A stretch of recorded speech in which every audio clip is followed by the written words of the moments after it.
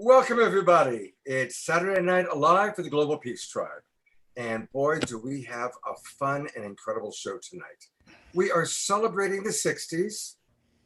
And we're celebrating how the 60s has impacted us, how it truly was the rise of the Aquarian age that we're in today.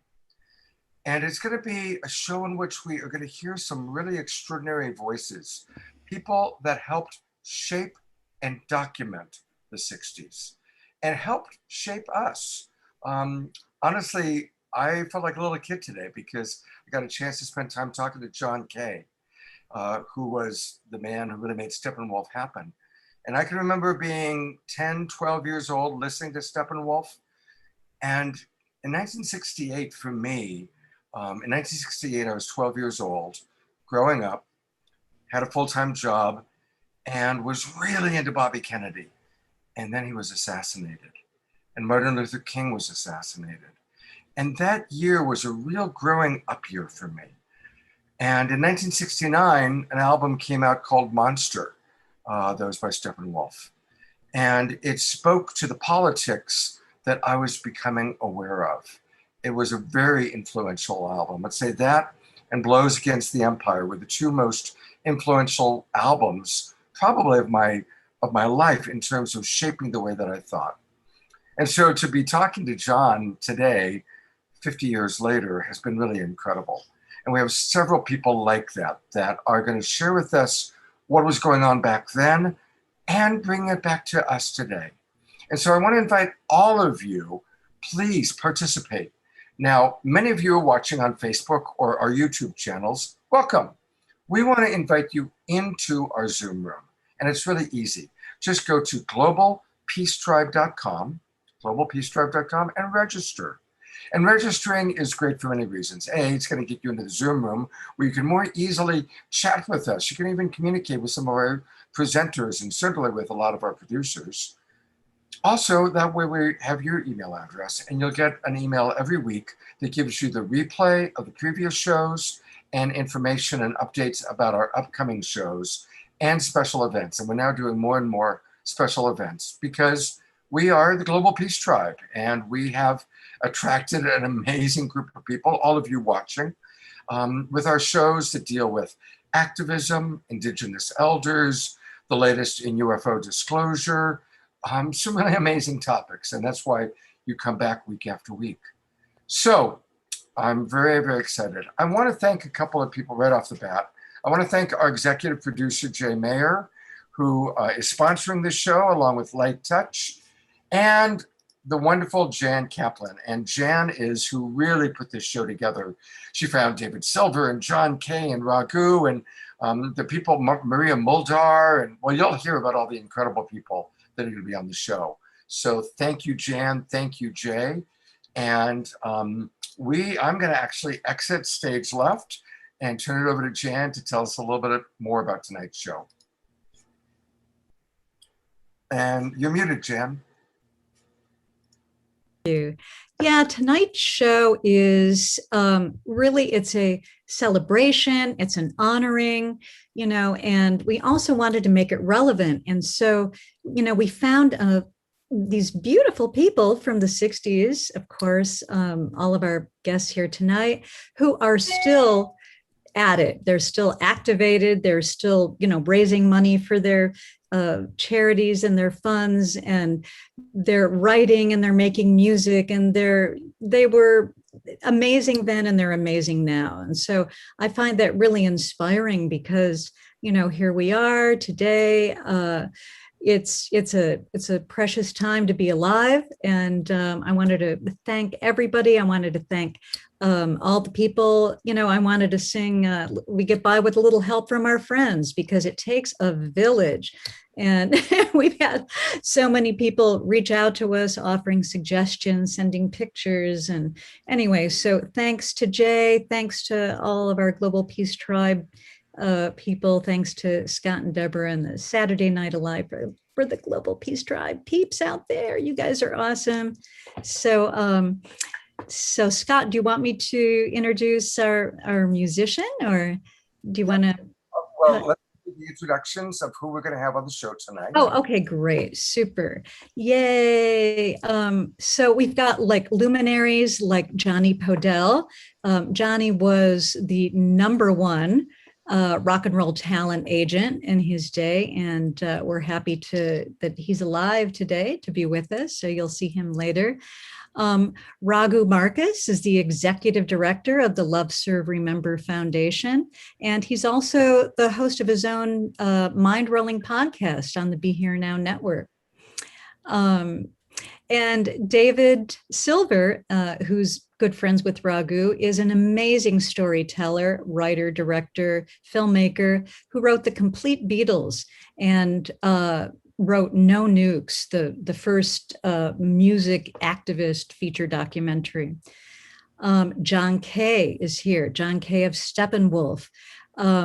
The soundtrack of our lives, of our childhood almost, he wrote that.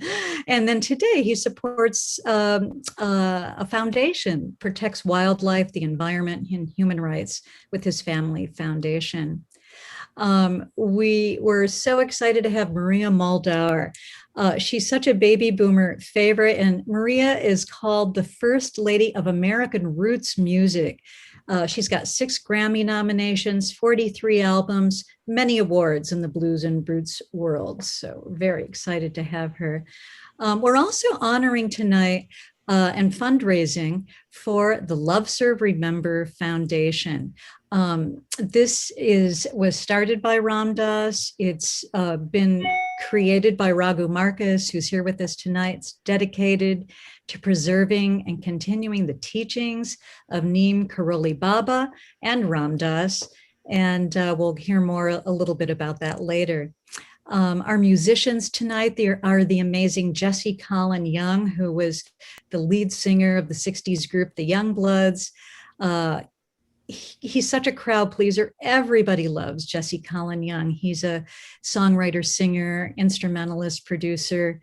And the two of us, which is comprised of James Funk and Drew Harrison, is a Lennon and McCartney tribute duo. They're friends of ours, and their harmonies and their music really bring back those memories.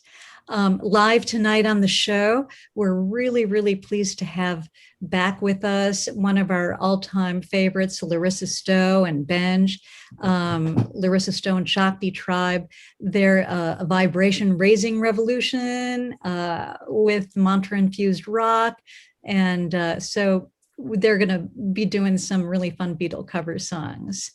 And I think that's it. Yeah. All right, there they are. You know, in introducing Larissa, I just want to acknowledge that that wonderful song you hear at the start of every Saturday Night Live is Larissa. She is certainly one of the voices of our show, including the bumper song that we always play at the beginning of the show. And so when we were thinking about this show, and I thought, who would be somebody great to do covers for us? Right away, I was like, oh my God, Larissa.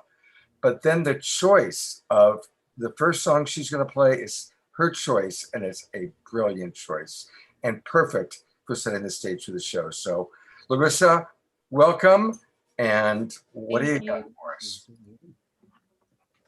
Thank you, Scott.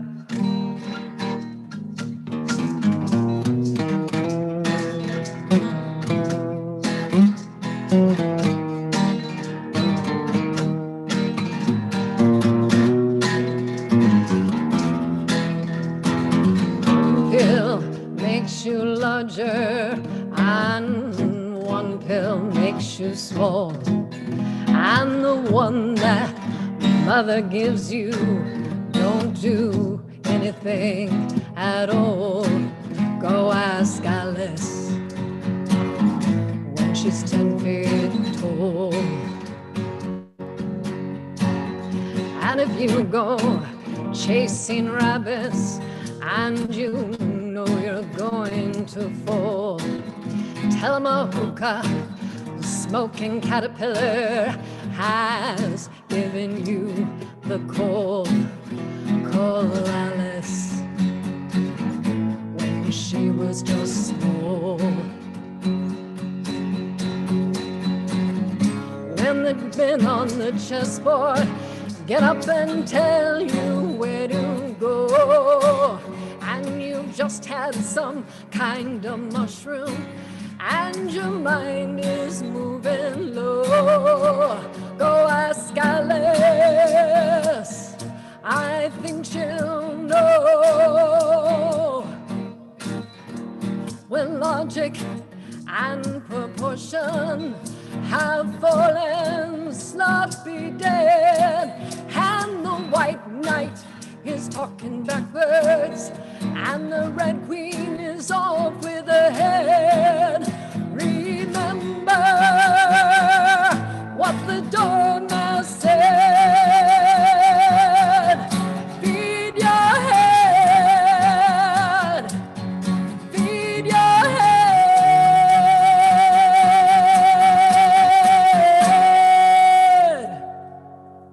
Yeah.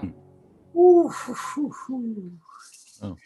You know, when I was a little teeny bopper and I first heard that song, it made me want to get high. I was like 12 years old. I was like, that was a song like between that and I'm the Walrus, I wanted to go, you know, that's what. Do you want to introduce your incredible band there, Larissa? I would love to. Of course, you know Benj over here on guitar, but you don't know Rachel over here and John on guitar. Oh, fantastic. Well, they're going to be back with us. And also, I just want to really acknowledge the wonderful project that Larissa does every day. Tell us about your 11:11 a.m. meditations with your Shakti Love Warriors group. Well, it's just a wonderful, wonderful group of people who have come together and to raise our vibration every day at 11:11 a.m. to meditate together. It started during the pandemic, just from a place of wanting to stay connected with each other, and it has continued. I didn't think it was going to go this long, but we realized how much it created such deep community for people and a place to really learn and grow and to see and be seen. And so we've continued it, and it's just been a blessing for a lot of us. So we invite you to come. It's a we space for people to share their medicine, receive each other's medicine, and to raise the vibration. So I'd love to have you all come join us. It's true. It's wonderful. I'm on the reminders. So every day at around 11 o'clock, you get a little reminder, Larissa Stowe's Love Warriors is happening. Yes.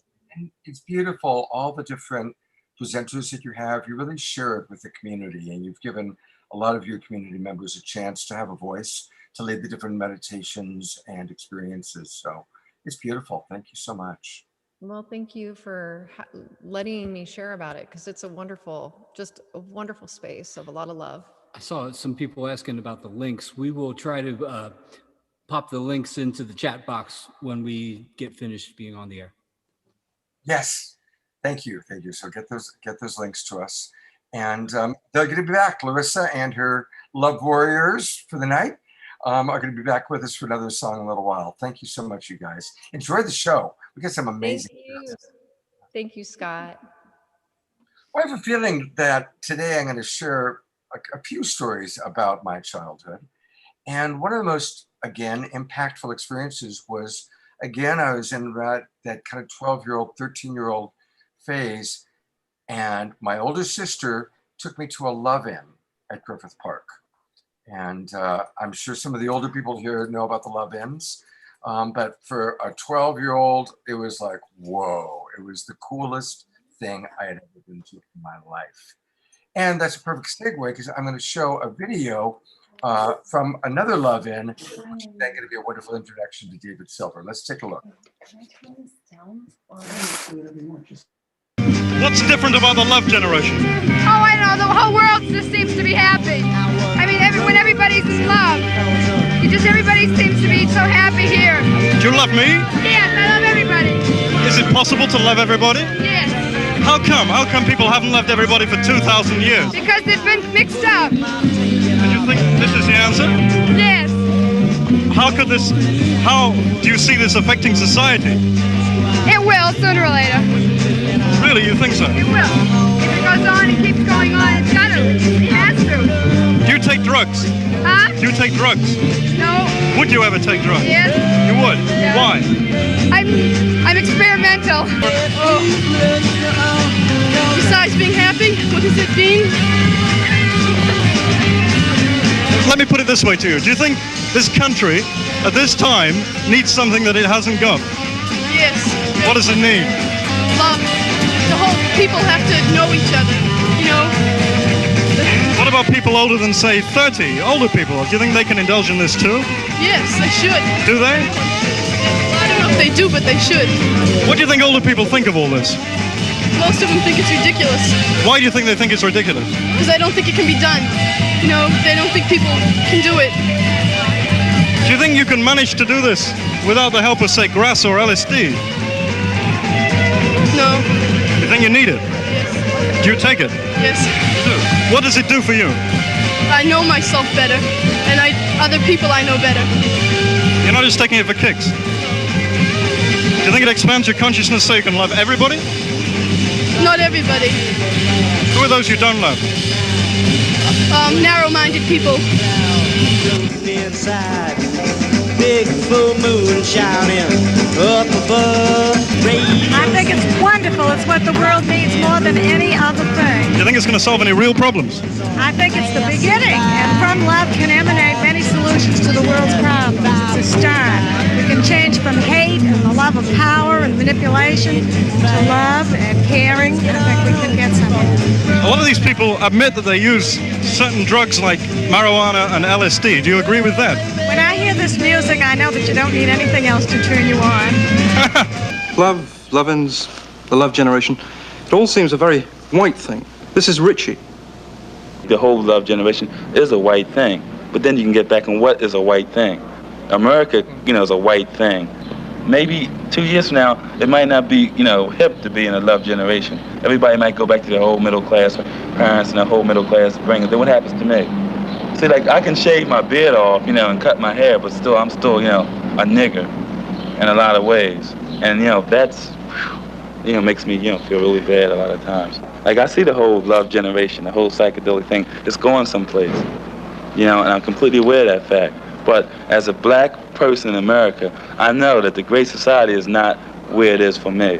Now I may try to find it in the love generation. If I don't find it there, then I have no place to go. Wow. Well, that's a perfect introduction. Jan, tell us about our first guest. And you're muted, Jan. Thank you. The amazing Mr. Silver. David had his own TV show on. It was revolutionary in the 60s, WGBH in Boston, where he got to go out on the street and interview people, and also everybody from Abby Hoffman to William F. Buckley Jr. So it was a really eclectic show. But, David, as a writer and a storyteller, went on to write a movie called The Complete Beatles. And it was actually critically acclaimed, and it was about history's, of course, most famous band. Rolling Stone described the film as a masterwork, and then his Warner Brothers feature film No Nukes started the whole trend of music activism feature documentaries. And later he went on to become senior VP at Mercury Records and historical consultant on Ang Lee's Taking Woodstock movie. And he's worked with everybody from Bruce Springsteen, Bob Marley, Ringo Starr, Andy Warhol, Frank Zappa, Crosby, Stills and Nash. The list goes on and on and on.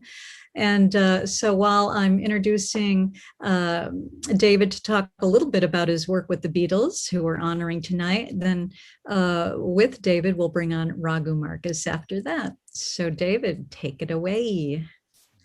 Thank you. Thank you. I must say it's sort of shocking to see me as a child interviewing people. But anyway, apart from that, it was a great experience to do that show. It was one of its kind, I believe. The Beatles. Well, I wanted to start off by saying something I think everybody knows, but I want to remind them. JFK was murdered and died on November 22nd, 1963. The Beatles appeared on Ed Sullivan on February 9th, 1964, a couple of months later. And for me, that's always been a symbology which is incredibly telling, because the assassination of John Kennedy, and he was not a perfect man, obviously, no one is, but we loved him, you know. We just loved him. Sorry, I loved him, loved his entire family. And when he was shot, it was just a shot in the dark for all of us. And it's very strange, isn't it, when the way things happen in this world, the way the Beatles just sort of appeared out of nowhere in America on that night, February 9th. England, we knew them for actually almost 2 years before that. But that moment on Ed Sullivan changed the world. It simply did. Why did it? I mean, for the past 50 or so years, we've just been in adoration of these four lads.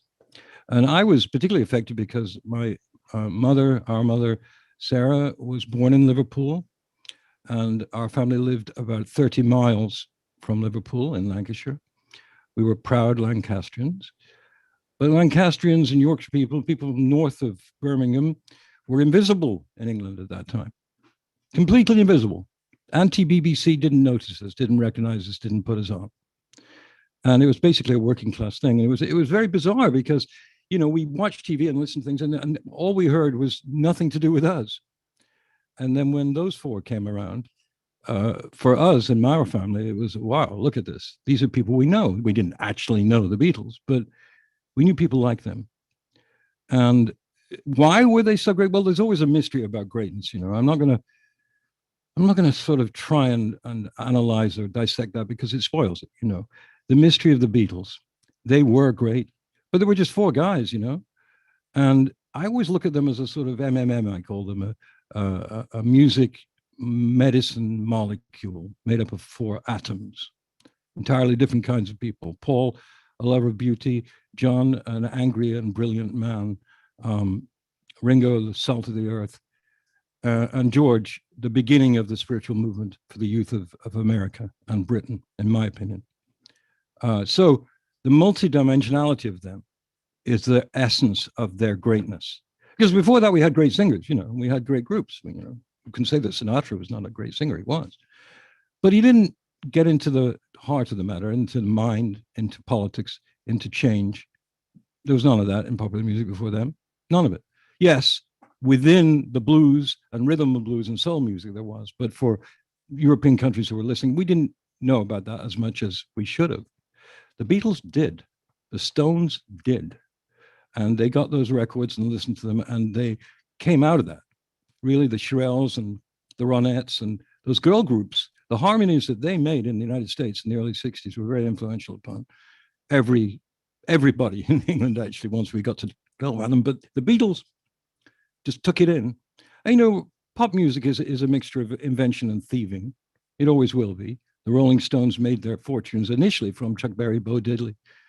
And there's nothing wrong with that because, you know, music evolves and takes and changes. The music of the Beatles was something that had never existed before. Never. I mean,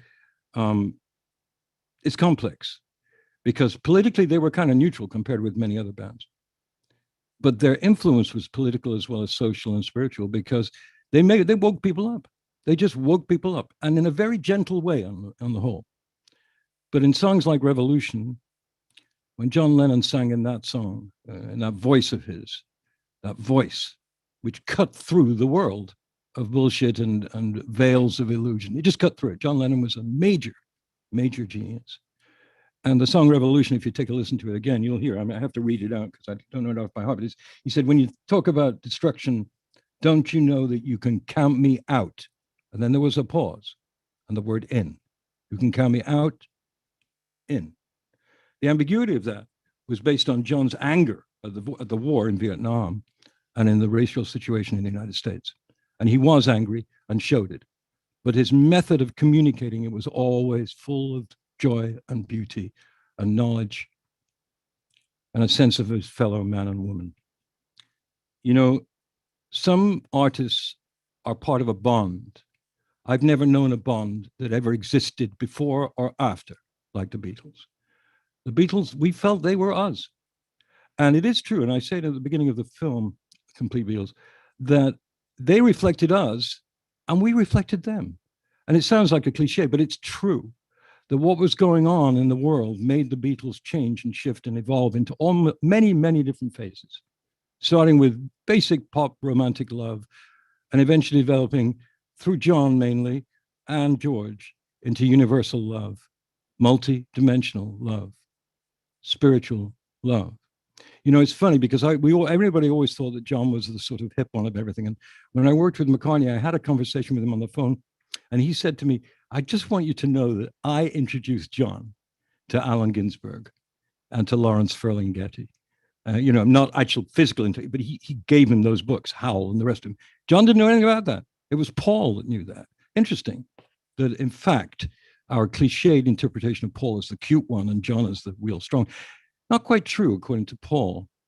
But that bond that exists with great music. It does, you know, with everything from Beethoven and Brahms and Bach through to Lady Gaga. We have a bond with the music we love. I think the Beatles started that and did it in a very different way. You know, I wrote down here, reflected, projected, unelected. That's why they were so great. They projected something that was deeply futuristic. They reflected something which was of the present, but they were never elected by anybody. And that says a lot about the influence of art on us. I still love the Beatles. I worked with Ringo and with Paul McCartney. I met John. And then when I never had anything to do with George, who was the one I most wanted to meet, but that didn't happen. I think George was enormously influential upon the spiritual movement in the United States and in Europe. I'd just like to finish by saying that story feels forever, tomorrow never knows, within you, without you. All you need is love. Those songs captured the inner essence of what would happen in the future to youth. It happened then, but we couldn't execute it. We just thought it, and we prayed about it, and we did everything we could to make it happen. But in 2021, my ode to youth is that in my experience in the last few years, the youth of around the world globally is actually enacting what the Beatles stood for, which was love, peace, resistance, and art. And for that, I'm deeply thankful. That's what I have to say about the Beatles. I love them. Thank you so much, David. We're going to bring on Raghu Marcus. Raghu and David are good friends. And Raghu Marcus, you know, has been involved in music and transformational media since the early 70s. He was program director in Montreal of a radio station. But in 1974, he collaborated with Ram Dass on a box set called Love, Serve, Remember. And now he's currently executive director of the Love, Serve, Remember Foundation. And we are going to be raising money for them tonight, preserving all the teachings and the outreach of Ram Dass's work. And then Raghu was also an associate producer for many online and different TV events. He also launched Triloka Records, Krishna Das, Jayu Tal. A lot of our favorites were on Triloka Records. But Raghu and David together, maybe you can share a little bit about your work together and about the Love, Serve, Remember Foundation.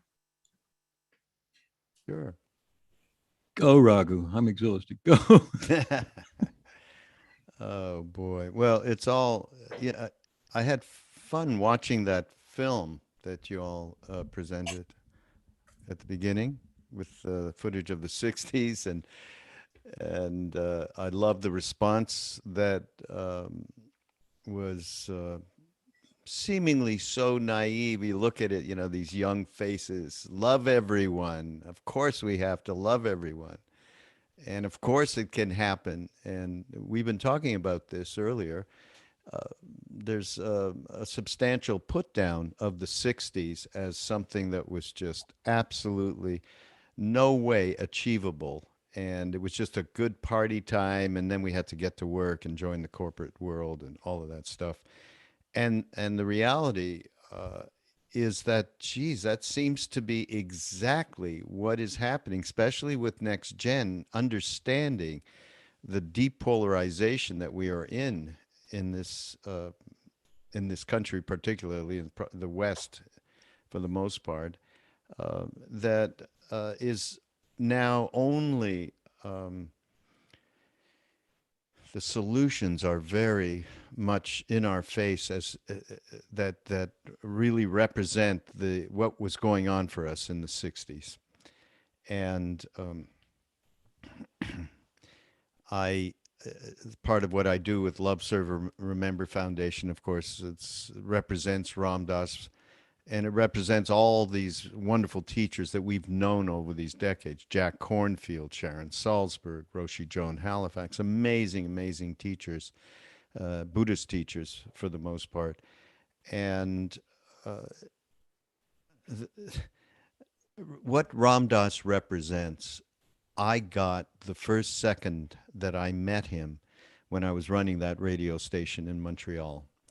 And they asked me to promote a lecture he was giving at McGill University. And I said, okay, yeah, who? Ram Dass? You know, I'd never heard Ram Dass. I mean, I was into, through Allen Ginsberg, I was into, you know, he used to do Hare Krishna all the time, and that kind of introduced me there. And they said, well, you know, Tim Leary, Richard Alpert. I went, oh, shit, love them. Of course, of course. Just send me a tape over. They did, you know, of a previous talk. And that was the beginning of a journey, an incredible journey. And I met him and had what I would call my first real experience, except for maybe, you know, my mom when I was a baby, of unconditionality, of being embraced completely, of having this kind of a trust that I had never had before. And that led me to India. And I said earlier, to somebody who embodied what Love Everyone really is. And so we had that sort of installed in us, and it's been full circle over all of these years to share this. And that is what Ram Dass has been all about. And to many, many, many people. A couple of years ago, I was with him, and I said, you know, I don't understand why you came back from India the first time, and you used to do nothing but talk about your experience with Neem Karoli Baba, your guru. But he told you, don't say a word about me when you go back. And he just said to me, you know, I had this jewel, and I could not share it. I could only do that. It wasn't a matter of thinking or anything. He did that throughout his life, and he passed that on to many, many people. And that is the core of what we have been sharing. And it's no more or less than that young woman, a couple of young women in the film went, yes, of course you have to love everyone. And this has to be our heritage that gets activated on a day-to-day basis now. Yeah, and this wasn't a sort of an airy-fairy man.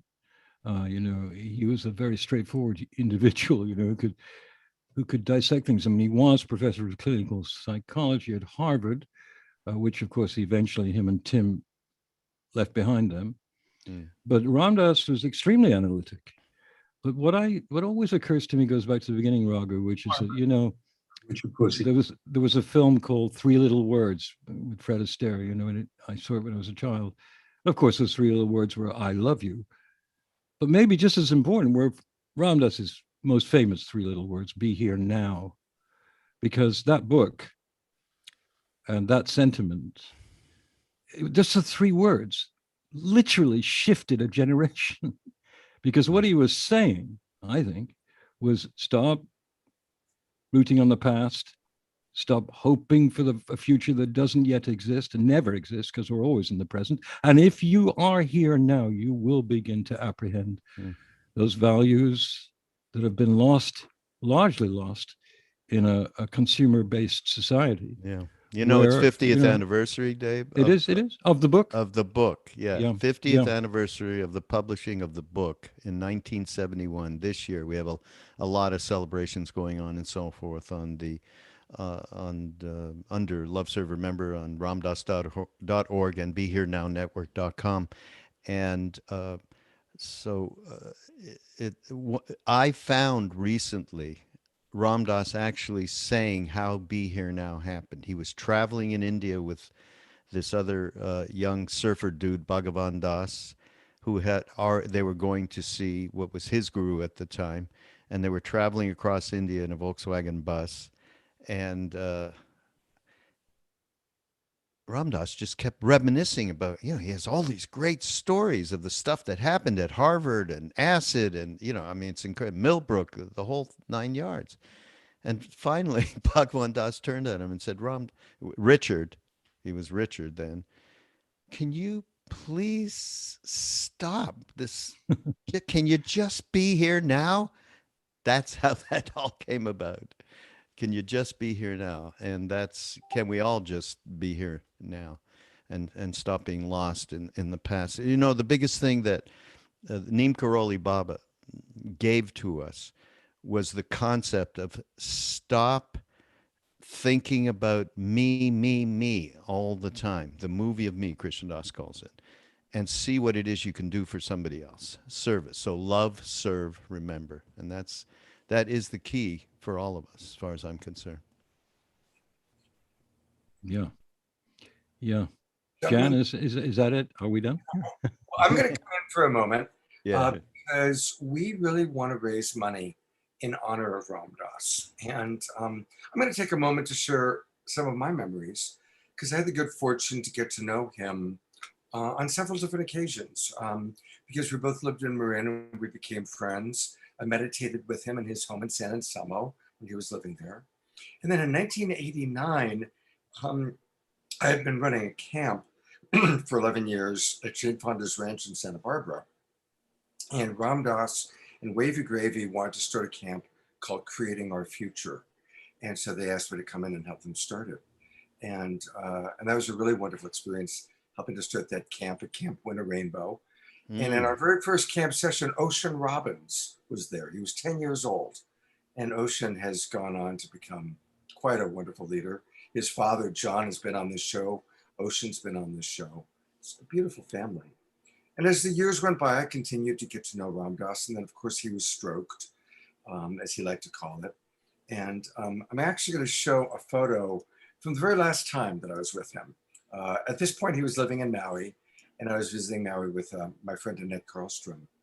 And he was, of course, in his wheelchair and just had reached just that incredible, beautiful state of semi-enlightenment. But the last memory I want to share about Ram Dass is how human he was, how he was wonderful at self-deprecating humor. And I always loved how he would talk about how his father called him Rum Dum. We didn't call him Ram Dass, we would call him Rum Dum. And every now and then Ram Dass asked people if he was getting a little too high on his horse, just to call him Rum Dum, to remind him of that. So there's a beautiful humility and a beautiful humanity that I think we all experienced in the blessing of connecting with him.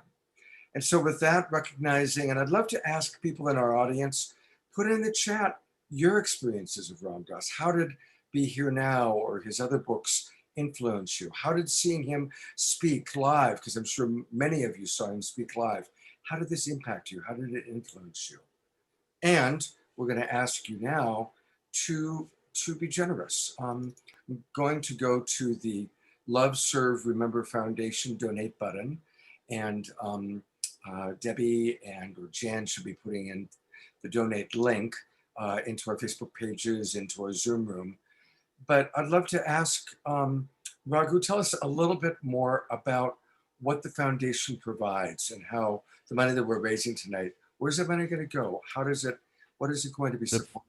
Yes, Scott, thank you. Thank you. And thank you for all of this. It's really appreciated. I mean, the foundation supports, of course, ramdas.org and the BeHereNow.com, BeHereNowNetwork.com, which is the podcast network. and films like Becoming Nobody, which was released just before, a couple of months before Ram Dass passed. That's something phenomenal for us to talk about, actually, if we get a chance, what that really means and how it's associated with Ram Dass and his tremendous psychology talents and mixed with his spiritual grounding. And books, and we have a whole music series, the Ram Dass Soul Land series. As I said, I think earlier, maybe not when we were live on Facebook, but David and I are doing a movie, another documentary, which is about one of the amazing people that we met in India, Casey Tiwari, and that's going to come out at the beginning of next year, we hope. And so we have a lot of different projects that share what Ram Dass is, what the teachings are that we received in India from Neem Karoli Baba. It includes people like Jack Kornfield, as I said, and Sharon Salzberg and Joseph Goldstein, and all. We're a strange combination of the bhakti that we obviously represent in terms of the tradition that we were in, but also the great discriminating wisdom that is represented by these Buddhist teachers. And so that combination is a unique combination. It's what we used to do in Maui for many, many years with Ram Dass, doing these retreats and so on. And of course, Scott, you visited him at his house there and got a real look at that. And I have to say, the one film that David and I did, that David really put together, it's called Cultivating Loving Awareness. For anybody who is in any kind of well, for anybody, if you have an issue or you don't have an issue, it really, Ram Dass is teaching about moving your perspective out of your mind and believing in your story and your thoughts and acting on that basis day to day into that center of your chest, to the spiritual heart place. And that teaching is in that movie. It's I can't tell you how much I've shared that over the years. It's one. David's done phenomenal things with huge names in music, and we've done some great stuff together. But this little film, to me, is like more important almost than anything we've ever done. Of course, the Becoming Nobody film, you guys can find that wherever online and elsewhere. We're going to play the trailer. Oh, for that movie. Yeah. And, you know, if you get the link to where we can find that other film you were talking about, send me that link and then I will post it and actually show people the website. All right. Okay, great. I will do that. And we also have some wonderful, you know, we always do wisdom jewels. And tonight we have 2 sets of wisdom jewels put together by Jan and Jay. And this first set are actually all quotes from Ram Dass. Let's take a look.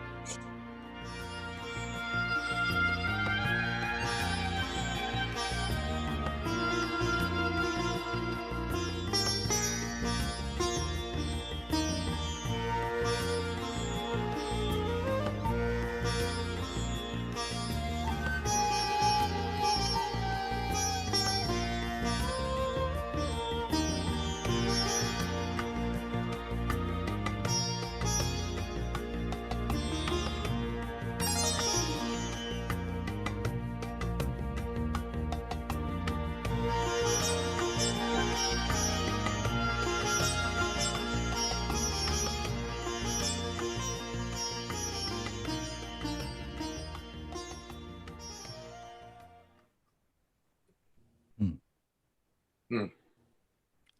That's great. Fantastic. And a big thank you again to Jay and Jan, who put together these wisdom jewels every week for us. And as you're donating, and please do donate, again, we really want to support this wonderful foundation. And in a moment, I'm going to just again show you the donate button. This is where you go. I know that it's being put into the chat box, but for anybody who is just listening, go to ramdass.org, ramdass.org, and then you'll see the donate button. And a lot of the money that's raised is going to go towards helping to get this wonderful movie out called Becoming Nobody. It's beautiful. And we're going to show you now the trailer for Becoming Nobody. Let me just interrupt, Scott, for a sec, because the movie's out and has been out. The money goes towards all of the amazing array of projects that Love Serve Remember does represent, much broader actually than just Ram Dass in terms of helping people find balance in their lives every day. That's what it's about. And the podcasts are, of course, a very central thing. And what they're into, Alan Watts is now on our podcast network, for instance. So, there's the movie that we're working on right now that could use some support. So, yeah, thank you. Oh, beautiful. And thank you very, very much. And please stay with us if you can. Really appreciating what you and David are doing. And it's a really special night. Anyway, here is the trailer for Becoming Nobody.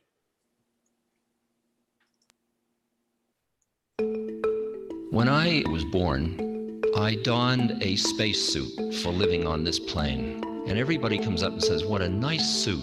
And you're constantly looking into other people's eyes to find out if you're really wearing a nice spacesuit.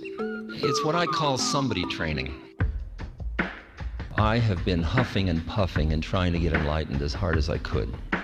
I have fasted, prayed, mantraed, pilgrimaged, sat before my guru, done all night thises and thats, meditated.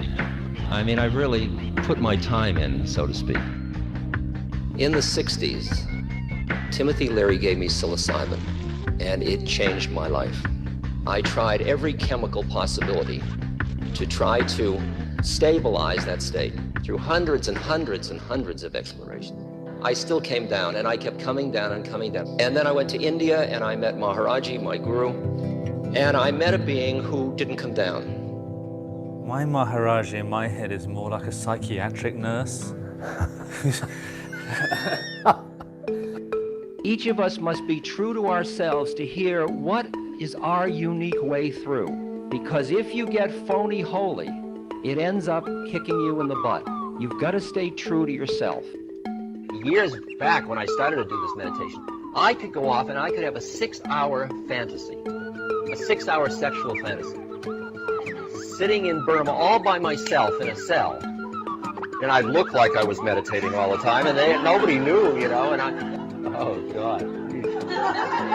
I think that the spiritual trip at this moment is not necessarily a cave in the Himalayas, but it's in relation to the technology that's existing. It's relation to where we're at. I think that's all part of one package now. We've got to control the mind. We've got to transcend the mind. We've got to unclutter the mind. All kinds of the mind. Well, maybe. I think you'll find my theory a little bit more advanced, Ram Dass, if you just listen. And you walk down the street and you're somebody. Say, you know who you are. You dress like somebody. Your face looks like somebody. Everything is somebody. We enter in these conspiracies. I'll make believe you are who you think you are. If you make believe I am who I think I am. You can see them in everybody. I mean, everybody's busy being somebody.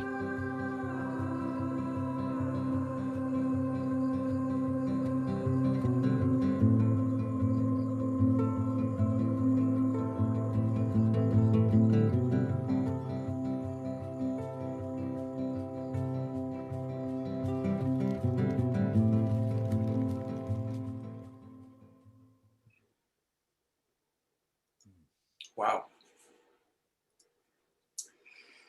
That is so cool. I'm going to bring Jan back on. And Jan, is this show amazing so far?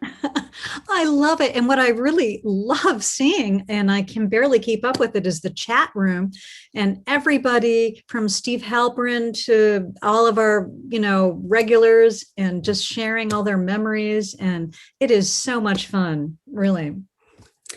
So you've done a great job putting this show together. And again, Raghu, David, fantastic. Thank you for what you're doing.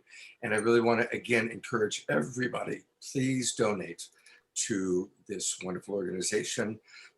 This Saturday Night Live started as a fundraiser. We were going to do a fundraising event for Fantuzzi. It was going to be a live event. The pandemic hit. Debra, who was going to host it at her house, reached out to me, said, Scott, can we do something online? Because I have been doing a lot of online work for a long time. I said, sure. And we brought in some musicians, and this was a fundraiser.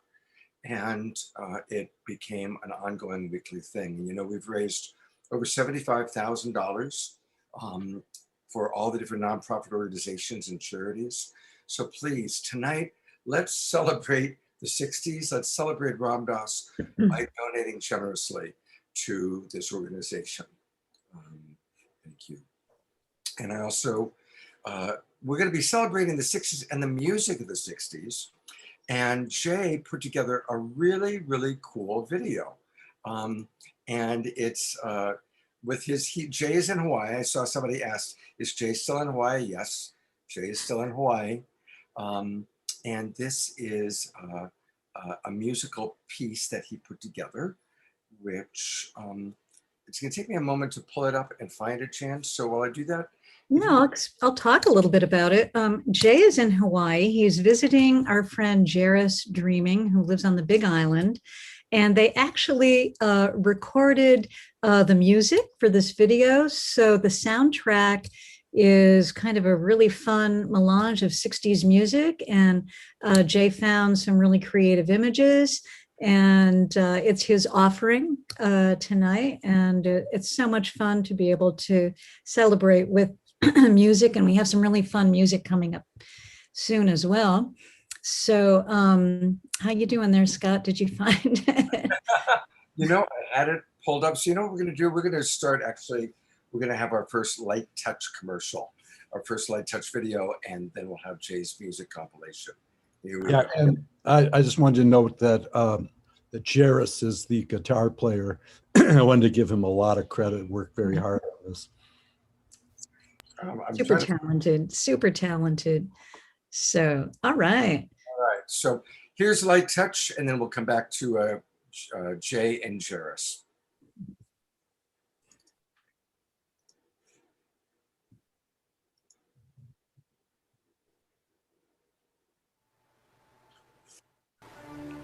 Thank you for all the divine appointments. Thank you for spiritual wellness. Thank you, thank you, thank you. Thank you for blessing our blessings. Thank you for transforming my relationships. Thank you for the most divine relationships. Create and manifest all our miracles. Thank you, thank you, thank you.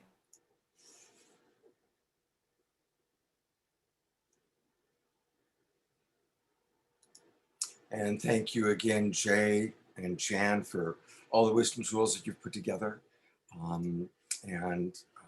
To be honest, I had downloaded it, I put it in, and for some reason it's not in my folder. So it's going to take me a moment to find it. So we are going to move on to the next piece, which is, Jan, if you could tell us a little bit about your experience with Maria Muldaur, and then we're going to play her video. I can resend it to you, Scott. That'd be great. Thank you. And Jan, you're muted.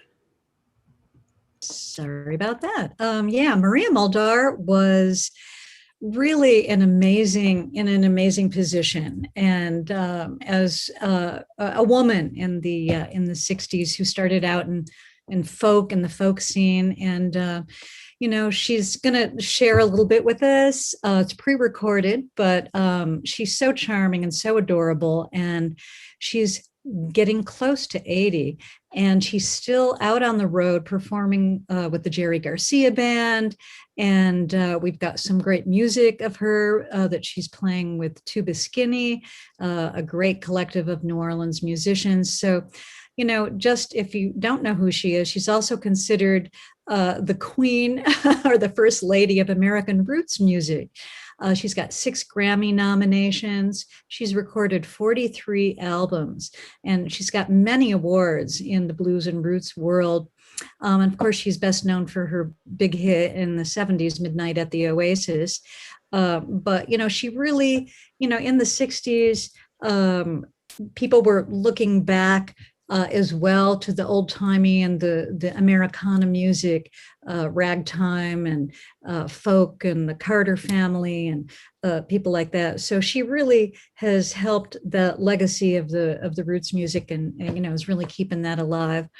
So she's, you know, one of the things I wanted to share is that she's also an activist. And in 2008, she did an album called Yes, We Can, featured songs from some of the most socially conscious songwriters of the past half century, Bob Dylan, Marvin Gaye, Alan Toussaint, Garth Brooks, and others.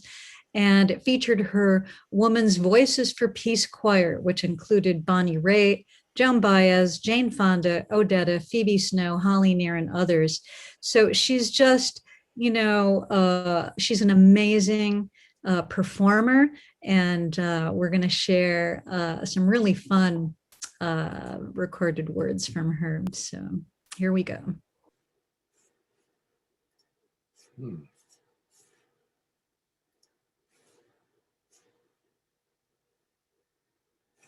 Well, it's still participate in celebrating the 60s. This won't be the first time I've done something like this, because I'm one of the few people who was in the 60s and actually still remembers them quite clearly. By some stroke of fate, I was born and raised in the very bohemian neighborhood of Greenwich Village, New York. Long time a mecca for artists, poets, musicians, sculptors, writers, and free thinkers and free spirits of all kinds. In short, it was the epicenter of all things hip. So I got to witness firsthand the many cultural changes and phenomenon that ushered in this very special period of time. By the late 50s, the casual bohemian atmosphere had morphed into a much more proactively alternative lifestyle, whose proponents call themselves beatniks. They all dressed in black, the men sporting little goatees, and the women wearing heavy black eyeliner, almost what we would call the goth look today. Marijuana was as available and common as cheap red wine, and the local coffee houses all hosted live poetry readings by the local beat poets. Many's the night I snuck out of the house to hear the likes of Allen Ginsberg, Gregory Corso, and my favorite, who remains a dear friend to this day, a whimsical, humorous poet named Hugh Romney, who was a refreshing alternative to the more grimly serious poets of the day, and who later evolved into the cultural icon we know as Wavy Gravy. Simultaneous to this beatnik scene that was going on, an intense interest in American roots music was emerging and becoming known as the folk revival.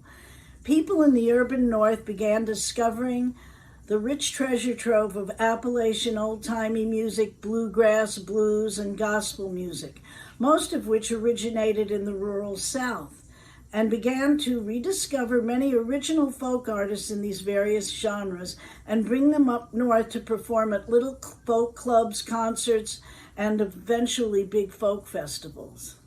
Another faction of the folk scene were the local contemporary singers and songwriters who were writing protest songs about the various social issues of the day, civil rights issues, the Vietnam War, etc. That included people like Pete Seeger, Bob Dylan, Phil Oakes, and many others. I think all these scenes emerged as a reaction to the extremely conformist, bland, and vapid culture of the 1950s, when the most exciting song on the radio was How Much Is That Doggy in the Window? It's no wonder we were so passionately drawn to the refreshingly soulful, authentic, organic sounds of mountain music, bluegrass, blues, and even jug band music. Jug band music was a hybrid of rural blues, ragtime, and early New Orleans jazz.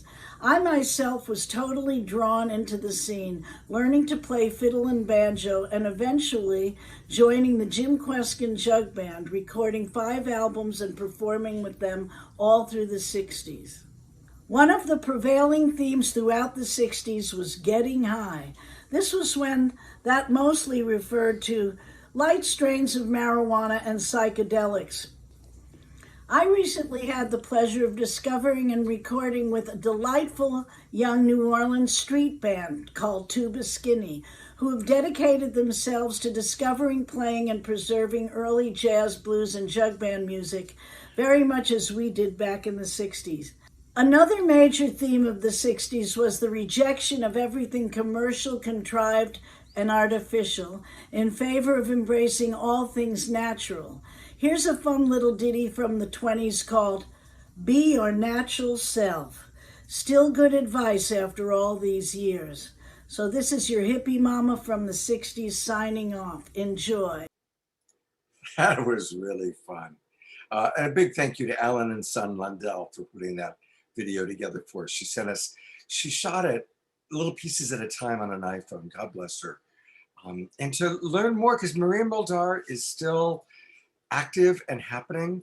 And so just going to quickly go to her website. It's her name. Just go to Maria Muldaur, MariaMuldaur.com. And that's where you can find out more about. She is going to be touring now that we're kind of doing those things again. She's active. She's got wonderful records available. And it was really, really wonderful having Maria as part of this show. And we are going to have a really active after show. You know, sometimes we do an after show when we have a lot to share. And this is one of those shows. So we're going to show one of Maria's recent songs, along with more music from Jay Mayer, 60s music. And we're going to interact with you all. It's really fun seeing what's going on in the chat box. And so it's going to be an active after show. So definitely stick around for it. We're going to hear from Johnny Podell in a moment, but I have come up with that wonderful 60s medley music by Jay and Jairus, recorded in Hawaii. And Jay put together some really wonderful visuals to go along with it. So let's all drop back into the 60s visually and musically.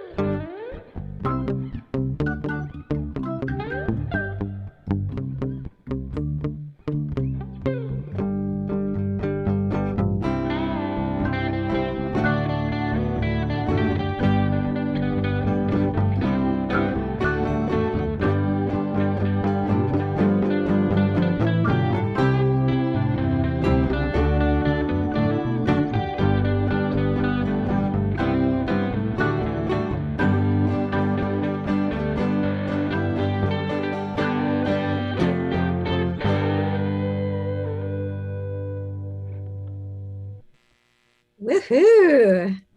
That was fantastic. Great job. So guitar by Jairus, organ, and all those visuals by Jay Mayer.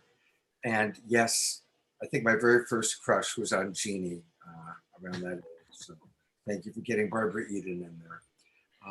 The first girl that bared her belly button on national television. I have a crush on her. Great job there, Jay. Thank you. Jan, tell us about our next guest. Groovy, baby. Yeah. So while we're being groovy, we've got like one of the most amazing talent agents in the rock and roll world. Johnny Podell is with us. We're happy to see him here. He's got probably more lives than at least Keith Richards. So I'd like to joke about that, but he's an amazing talent himself, mentored by Bill Graham. He transformed the concert business in a career spanning more than 4 decades, and he's built a series of very successful companies. And also, he's worked with everybody. He was talent agent for George Harrison, the Allman Brothers, Alice Cooper, Blondie, Lou Reed, Jimmy Page, and interestingly enough, he booked the historic Crosby, Stills and Nash tour that I believe Jesse Colin Young was opening act on that tour. He was the head of music for William Morris.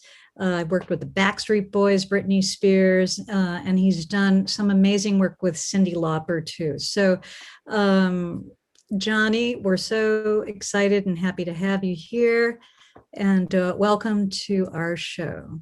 And I saw Johnny during the video. He was with us. He was smiling, and he is not on the panel right in this moment. So Johnny, yes, Johnny, if you can hear us, turn on your camera.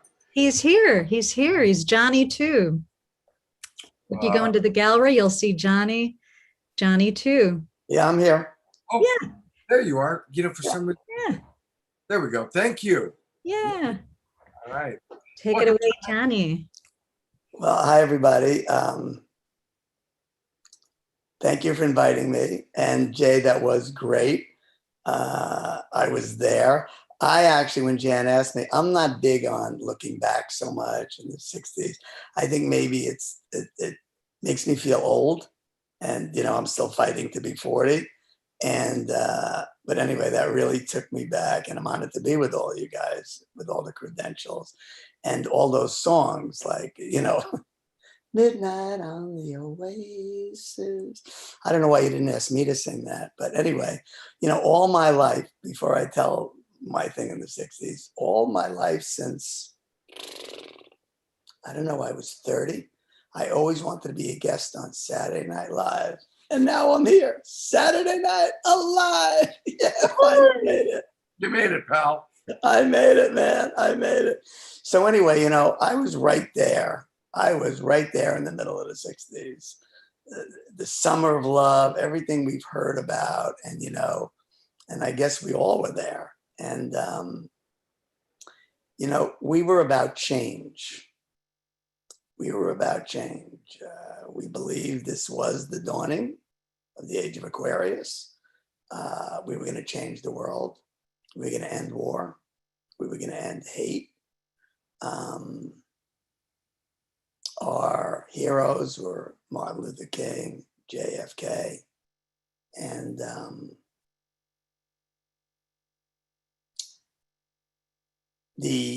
our battle cry was make love, not war. And the fuel was sex, drugs, and rock and roll. There was a war going on in Vietnam, and we were going to change all of that. We were going to change the world forever. And, you know, before I go any further, I think a lot of people, I don't know if you guys will all agree, felt that the promise that we had was never fulfilled. And I know I hear people say that the age of Aquarius, really, our movement was a failure. I don't think so, and I'll tell you why before I wrap it up. So, you know, I was right there in the middle of things because at the same time, and Oh, and the other thing that was going on in the war in Vietnam and 4 dead in Ohio. And these were the things that drove us to change. And there was another revolution going on simultaneously, and that was music, and that was rock and roll. And Born to Be Wild, you know, that was my running song. Like, and so I got involved in the music business.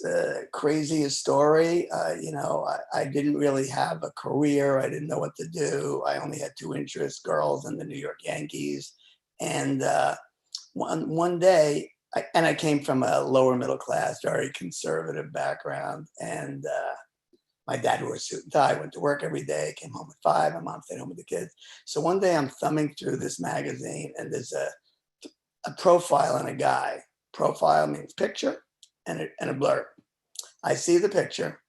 Now, if you want to know what really went into my thoughtful career decision, the guy wasn't wearing a tie. I went, check. He had long hair. I said, check, check. Once I saw he was riding in a limousine, I said, that's what I'm going to do. Now, I hadn't read the thing yet. So I read it, and it turned out the guy was a big shot in the music business, managed and published Sonny and Cher and many, many others. But had that guy been a proctologist, you would be listening to Dr. Johnny Podell. So I saw right then, that's what I'm going to do. And that's what I did. I got really lucky. My career exploded from the beginning. I had no training. I don't think I really knew anything more or loved music anymore. We all did it. And it was great. And it was great. I saw some magic things. I was at the Atlanta Pop Festival in '69, hot, sweltering, 120 degrees, Atlanta Raceway. All these young kids away for the first time, no shirts on, sweating, all the Janis Joplin, everybody, drugs. And then the sun was going down, and there was an eerie feeling. And I was like, it was my first week on the job. And you could feel the energy or the electricity. You could just feel it. There was like sex in the air. And all of a sudden, you saw on stage the elegant John Paul Jones. You saw the bare-chested Robert Plant. You heard the pounding of the drums by John Bonham. And when Jimmy Page hit that first, I knew Atlanta, and rock and roll would never be the same. I'll never forget that moment. I think it may have been my earliest orgasm. I mean, that was a really moment. So, you know, I'm right in the middle of it all. And of course, I get introduced to drugs, which I hadn't. I lived at home till I was 23. I was pretty sheltered. And it was great. I took rides on the Led Zeppelin's private, custom-made 747 airship. And eventually, the drugs would take me down. Not before some of my highlights, Jan asked me to mention. I got barred from 2 airlines. I got asked to leave a country by the chief of police. Asked to leave in 24 hours. Now, getting thrown out of Mexico is not an easy thing to be. And I got thrown out of Mexico, and then I got thrown out of 6 hotels in 6 days, a record I think that still stands. I got arrested many times. I was in many rehabs, and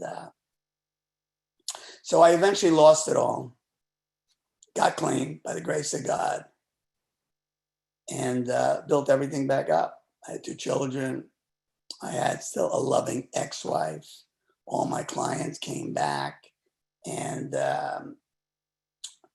it was great. And then around 2010, after a simple operation, I was given a prescription for pain meds. And I said to the doctor, do you not know my story? Anyway, we fought about it, and I eventually gave in. And I just took 1 every 4 hours for 2 days. Then I threw the rest out. Called the doctor gloating. See, I told you I didn't need it.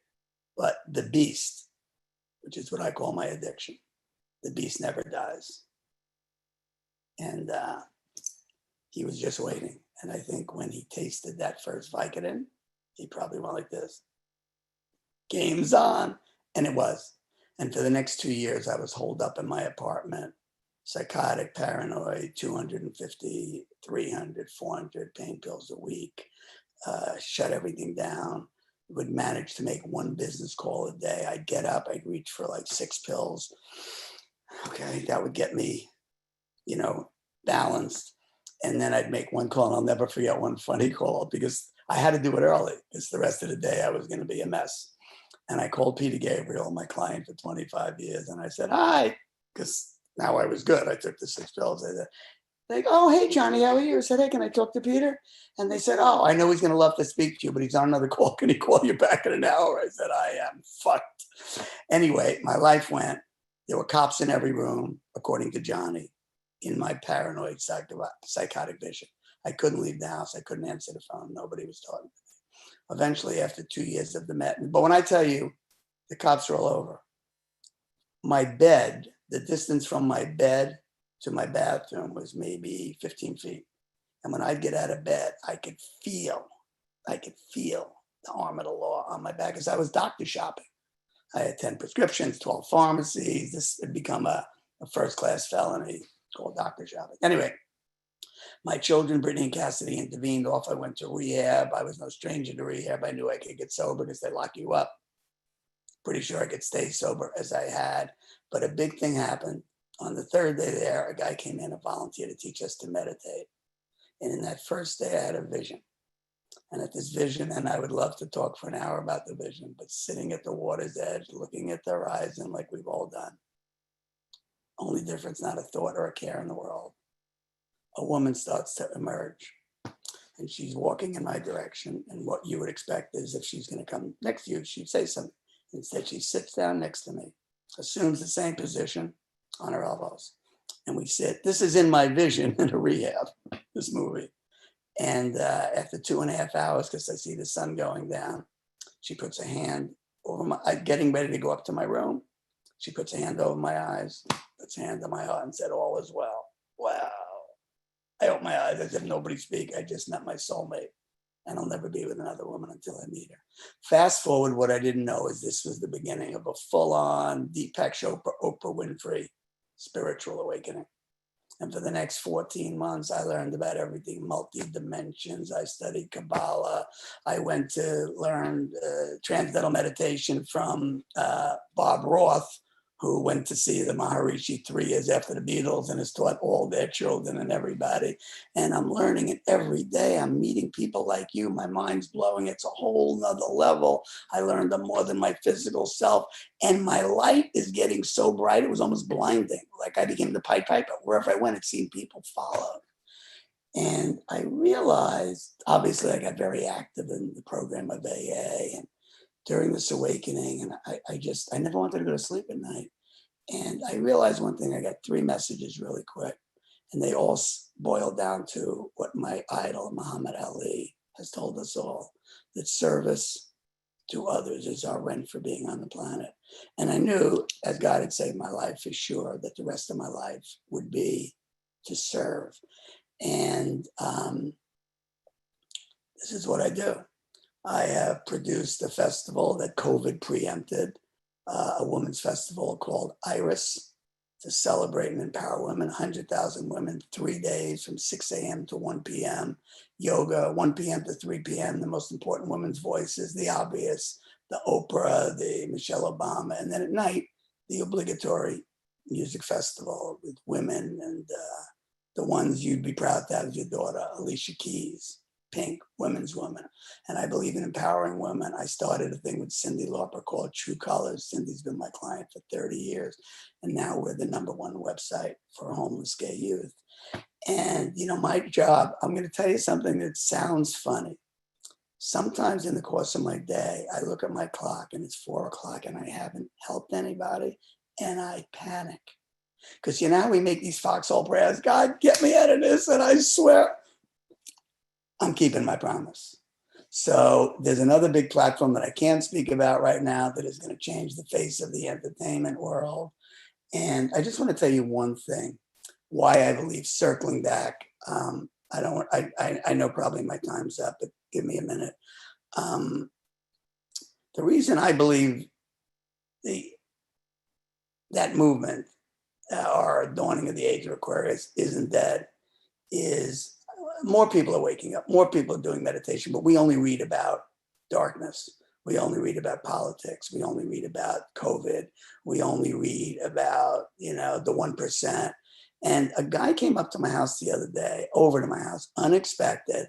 And all the dishes were in the dishwasher. I didn't have really much to offer him. And I had just finished coffee. So I said, can I offer you some? And I rinsed out the cup. And I said, can I offer you some water? So I take out the bottle of Poland Spring and I pour this clear, fresh, beautiful water in. But what happens? The last few dirty coffee brines come to the surface before the water was totally pure. I believe that's what's happening now. It's the darkest before the dawn. I believe consciousness is the new rock and roll. And I am ecstatic to be here with you. Yay, 60s. Thank you.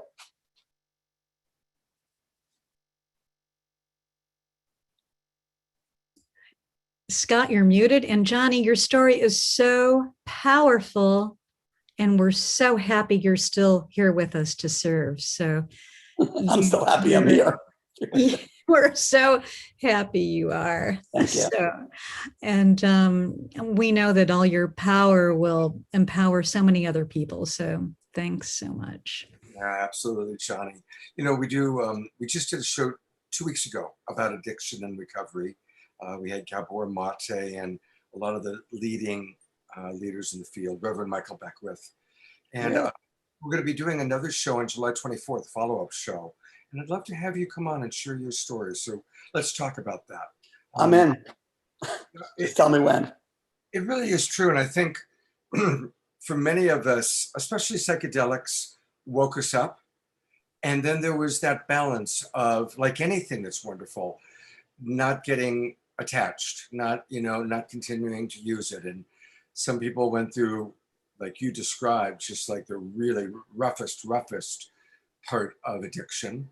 Other people were more fortunate and shifted to meditation, shifted to yoga, shifted to other forms. But I think really pretty much all of us watching and listening can relate to that.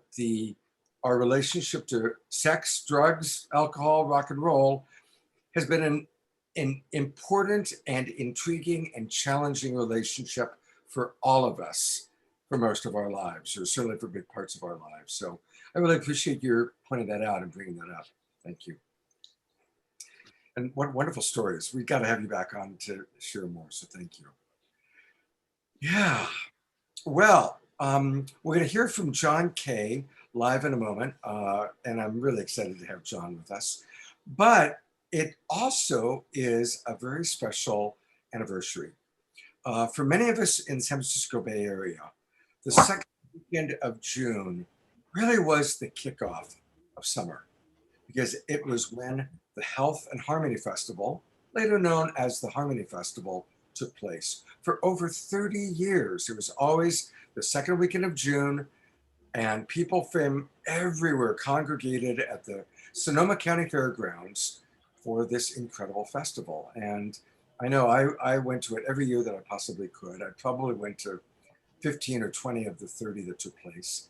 And our beloved Debra Gustie, who is with us with her partner, Sean. They're at a wonderful party taking place. Woo! And Debra has taken all of her magic that she learned in creating Harmony Festival and applied it to this show. And to get a little sense of it, I've got a video from the very last Harmony Festival, which was exactly 10 years ago today, 2011. So let's take a look. This is the trailer they put together for the 2011 video, Harmony Festival. Hey, you guys, how is that? Well, that brings tears to my eyes, really. This whole show is amazing. And we did that for 33 years. And today, like Scott said, this is the 10th anniversary from when we ended. And synchronistically, the way things happen these days, I'm at a gathering with my producing partner, who I haven't seen during the whole COVID, Sean, and at another producing partner, Patrick Riley. So we're here and we're jumping on just to share the love and the amazingness of the 60s, because Harmony Festival was really born of the 60s. I was a teenager. I said, my people, these are my people. Even Morningstar Ranch was where I lived, which was the hippie commune north of San Francisco. And as I was 22, there was an opportunity to create a festival, and I jumped on board. And at that time, holistic health was the major awareness that happened. And so we created it. And Harmony Festival, the 60s birthed all these new consciousnesses, all these seeds of new beginnings. And Harmony Festival was like the garden that all these seeds were planted in that grew, such as holistic health, which was never a consciousness before. In Harmony Festival, we had a holistic health pavilion that had all the holistic health teachings, the doctors, all the information. Also, ecology was just starting to burgeon in the awareness. Harmony Festival was a total platform for, we created an eco-village there with all the awarenesses that were coming through with ecology. The women's movement was birthed during this time from 1978 to 2011. And we created a goddess grove with all the women's empowerment. So this festival began with around 500 people. It was born of a mission and a passion, very similar to what's happening now with Saturday Night Alive, that same core mission of, wow, this is activated times. Let's gather together and share this new consciousness that we have and really ground it and connect and birth it and bring it forward. Harmony Festival is very much like that. So it grew from 1978 in Sonoma County, California, in Santa Rosa, at the Sonoma County Fairgrounds, and it grew 33 years to 2011. I ran it for 25 years on my own with a group of about 5 incredible women and one guy that did all the grounds. And we just kept, every year we would birth, what is the next cutting edge consciousness that's coming into the field? And it kept growing and growing and growing as the consciousness kept growing and growing. Then after about 25 years, I was sort of complete doing it on my own. And I brought in 3 male partners. Sean was one of it. We took it to a whole nother level. And then people were coming from multi-states all around to the festival. From the world. Yeah, and it gained national recognition. We had major acts like Damian Marley, Bob Weir, Mickey Hart, Michael Fronte and Spearhead, George Clinton, Lauryn Hill. Music was just off the charts. We also had speakers like Michael Beckwith, George Norrie, Danny Glover, Mariel Hemingway, Stephen Greer. It was a festival within a festival. So we had all kinds of areas that you could go to. And it was really the mother of the transformational festival movement. The godmother was really Woodstock. Obviously, that's what blew us all open. So I want to honor Woodstock for happening, and me as a teenager seeing that and saying, wow, this is really how we move things forward, how we gather the tribe, how we move forward. And then it grew from there. So I want to introduce my partner, Sean. We're just synchronistically at this beautiful gathering today and joining with you. Sean came in and booked a lot of the major music and was a core partner and grew it from 25,000 to 33,000 in the last 10 years of it. So, Sean. Hey, good to be here. Hi, everybody. What a great show. Good to see Johnny Podell. I've known of legendary Johnny for a long time and all the great musicians who've been on tonight. Yeah, I just want to give a little context. Like, I was a late child of the 60s, born in the 60s. And then, but I kind of come, all my cousins and family had talked about how amazing it was. And like I said, I'd heard the music, I'd been to the concerts, I'd met a lot of the rock stars and all that, but until I got to Harmony Festival, I'd never met the people. Like when I first went, was it early 2000 or something, it was the first time I'd seen what I'd heard and got to talk to and engage with the culture, because I wasn't from Northern California, from all over the US, and it was still alive and well in Northern California. You had the Harmony Festival, Oregon Country Fair, the Renaissance Fair, and all these things happening. And the spirit of Northern California, I think, kept the 60s really alive there. So it was amazing for me, thinking I knew what it was all about, and I was a pretty hip guy, to actually meet all these amazing people, tens of thousands of them on a weekend was really great. So I have the full evolution. I came the first year as a fan. Someone said, you got to go see this Harmony Festival thing, but you have to put on a pair of what was it, Bumblebee wings to go. And I'm like, I'm not going to put on Bumblebee wings and go to a concert. But my girlfriend at the time talked me into putting on the Bumblebee wings. And I went and had just an amazing time. So we got to go next year. So next year I came as a vendor and a volunteer. The year after that, Debra was looking to get some support and help with a board position or something like that. So I think I answered through a friend of a friend. I said, hey, I'd like to join the board. And then I joined the whole team and became a consultant and co-producer, and ended up one of the co-founders of the New Harmony Festival and the program director. And it became an amazing, 10 years of my life that I was part of Harmony Festival. So what an experience. And thank you, Debra, and all the people who contributed tonight. That was some of the impetus that took someone like myself just on the edge of it all and has really changed my whole life since I went to the Harmony Festival in 2001. Pretty amazing. Yeah. And really, the Harmony Festival is very similar to Saturday Night Live. It's bringing together what was the Harmony Tribe and is the Global Peace Tribe. It's those people that are really come to the planet now to see evolutionary awakening happening now, and the healing of the planet and all those principles that we bring on Saturday Night Live. And so one of the most important things is bringing the community together of like mind to see each other, be with each other, and love each other. There was so much love and high vibes at the festival. I really thought if you were flying by, you'd see this light and love bursting from that area. And it would waves and waves and waves. And people would come there and they'd go, oh my God, I found my tribe. Yeah. Or they'd meet their soulmate. Or they'd find that healer that was there to really help them go to the next level. So it was those magical happenings that happened all the time at Harmony Festival. And it's a difficult thing to do, to produce. But when you've got that mission in you to do something like that, and you follow the mission and you bring in the group that is there to produce with you. So I want to honor all the people that helped produce. And it wasn't just me and Sean. Hundreds, right? This is how you make a manifest. You call in those people who have the same mission, the same vibe, and with their creative juju, they help. They help produce the Eco Village. They help bring in the Goddess Grove. Or we had 1,000 volunteers actually in our heyday of people that would come and help. Twice a big guest list. That's another story. But really, the love at the festival and being able to be yourself and be your creative self was one of the most amazing things. And it was the mother of the transformational festival movement. Lightning in a Bottle, Symbiosis. They came and they said, wow, we can do that. And they did it for their crowd. So you just never know, it might come back again. So I heard a rumor. I don't know. We'll see. Need a little 10-year break. And let's all just hold the vision, everybody watching, that maximum grace, appreciation for Sean and of course Debra and those 1,000 volunteers. Maximum grace that perhaps Harmony Festival can come back. We'll see if the world wants it. All right. It'll happen. Absolutely. Yeah. Well, go enjoy your party. I can tell people are wanting you guys. Thank you so much. Debra, we will have you.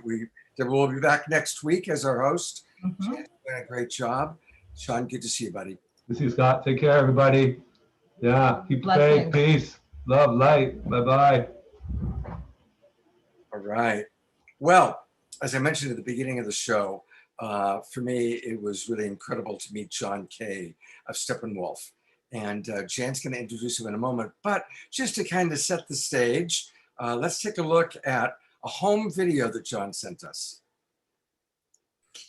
Wow. I'm reliving my childhood, my teenage years. We're so excited to have John here. And he's got a really beautiful story. And of course, we can only just give you a little tidbit of that story, but he'll share with you how you can hear a little bit more about his story. But, John started Steppenwolf in 1967, and we heard in the pre-show, he was born in East Prussia. He and his mother escaped, went to Canada, heard rock and roll music playing, I believe, on the American Foreign Service radio, and went, yeah, I want to do that. And it was the soundtrack of our lives, John. And, we're just so excited to have you here. But little do people know that for the last 15 years, John set up a family foundation. It's a wildlife conservation nonprofit. And so his presentation's aim is not only to entertain, but to raise awareness about the ongoing decline of our remaining living treasures and those deserving our support for fighting to preserve them for future generations. So, what a beautiful mission. And we're so happy to have you here to share a little bit about your story. Well, hello, everyone. I hope you can hear me. I don't think I'm muted, right? I'm good. That little video that you saw was shot on 16 millimeter film. There wasn't any video clips available. It was before YouTube and all of that.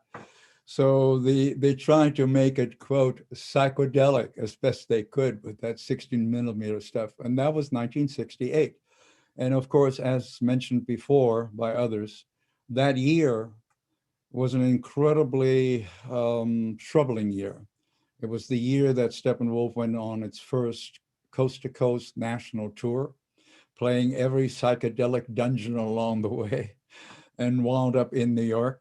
But it was the year that Martin Luther King was assassinated, Robert Kennedy was murdered, and in Chicago at the Democratic National Convention, tens of thousands of young people were in the street, bloody street battles with the Chicago police, and chanting, "The whole world is watching." So while all that's going on, we, Steppenwolf, were playing for our peers, often reflecting what was on their minds, their concerns. But to get to 1968, for me, was a kind of a long trip to get there, because my whole attitude that I brought to the 60s was rooted in my background. And that was that after my mother and I escaped communism when I was 5 years old, and we lived in West Germany, where I discovered rock and roll. The other thing that all of us post-war kids there learned was about what had happened during the generation of our parents. How did the Nazis take over? How did all of this ever come to the fore? And we were, in a way, not burdened by, but we were taught to be aware that this sort of thing can happen and to be on the lookout for it and not to take democracy for granted. And so when I came to Toronto, Canada in 1958 and went to high school there, that was still in me. And when I saw from nearby Buffalo, New York, US television, where the civil rights marchers in Birmingham had the police dogs set upon them and everything else, it was a jarring contrast to the mythologized America that I had grown to love from a distance. And from that time on, I was definitely always aware of my political surroundings. But I was lucky enough, like so many others, that I got a guitar. There was the folk music revival of the early 60s. I went to the Newport Folk Festival in Rhode Island and heard the Masters of the Blues and many young, new singer-songwriters following in the footsteps of Woody Guthrie. People like Tom Paxton, Richard Farina, Phil Oakes, and of course, Bob Dylan and others. And I learned that music can have more than just hummable melodies, but it can have a point of view. And of course, that stayed with me and found its way in later years into some of the stuff I would write for Steppenwolf. So when the 60s finally arrived, and I had, by that time, joined a Canadian band in Toronto called the Sparrows. We got a record deal in New York City that went absolutely nowhere, but we were playing in Manhattan, different clubs, biding our time. And I was sort of nudging the guys let's go to California, because I had spent a year there from late summer 64 to spring 65. And I'd hung out at the Troubadour so much that Doug Weston, the owner, gave me a job at the, washing dishes, whatever. But the main attraction was that I got to hear the professionals play, including people like Hoyt Axton, from whom I learned the song, The Pusher. Well, after some time, I felt I was spinning my wheels there, grabbed my guitar, hitchhiked back and to the East Coast. And then with the Sparrows, eventually made our way from Toronto to New York, Los Angeles, and wound up in the Bay Area. This is now in late summer 66. And for a while, we were a Bay Area band playing at the Avalon Ballroom with Quicksilver Messenger Service and Charlie Musselwhite and Country Joe and the Fish and the like. And of course, that whole period was sort of the genesis of the youth culture and the hippies and everything else. The whole idea that music could be made by and for our own age group, was made by them for us, reflecting the things that concerned us. And at times, these songs had political or social commentary messages. And when the Sparrows, the band I was in from Toronto, eventually broke up in LA, out of the ashes of that in the summer of 67, Steppenwolf was born. And our first album, which was released in early 1968, was already in the top 5 nationally when Born to Be Wild came out in the summer of 68. And once again, that brought us back to what I started with, namely that enormously volatile year of 1968. Well, it didn't stop there for us, of course. After Born to Be Wild, Magic Carpet Ride, we got on the Sullivan Show, we went to Europe, we were in the movie Easy Rider, all these other things. And eventually, because of what we saw on the college campuses, the demonstrations against the war in Vietnam, the Kent State shootings, numerous other things, we decided to make our next album a social political concept album. And that was the genesis of the album Monster, which was very popular on the college campuses and so on. Well, during all of that time, of course, we were not immune to the 60s, the other things that are going on. Yep, that's the album.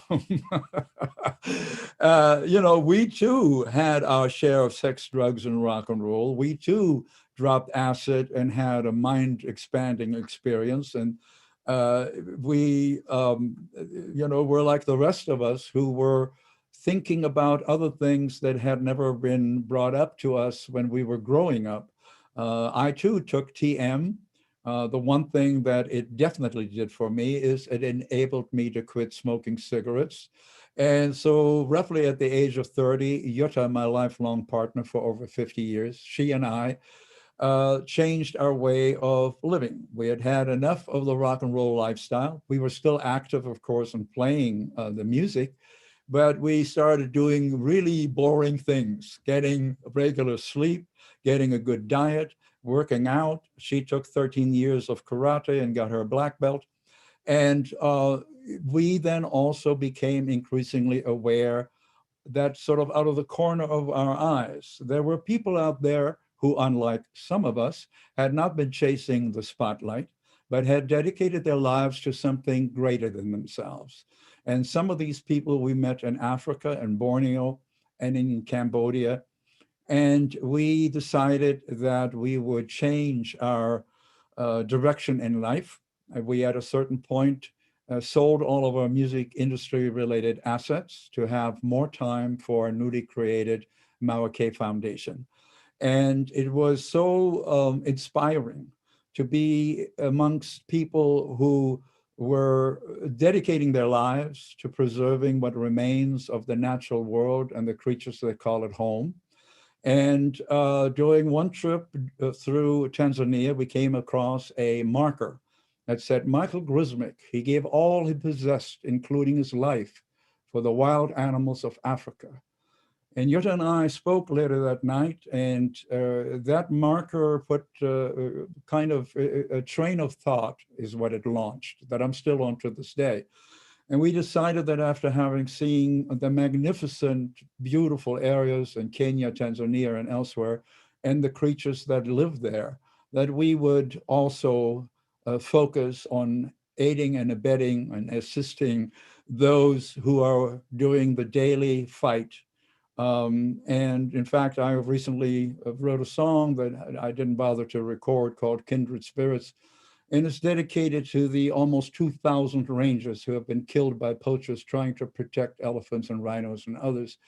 So our interest in life has changed significantly, but there is no question that where we are now is rooted in the 60s experience of Toronto, in the Yorkville Village area, which had 13 different clubs. That's where I met Buffy St. Marie, and that's where Neil Young came through, and Joni Mitchell.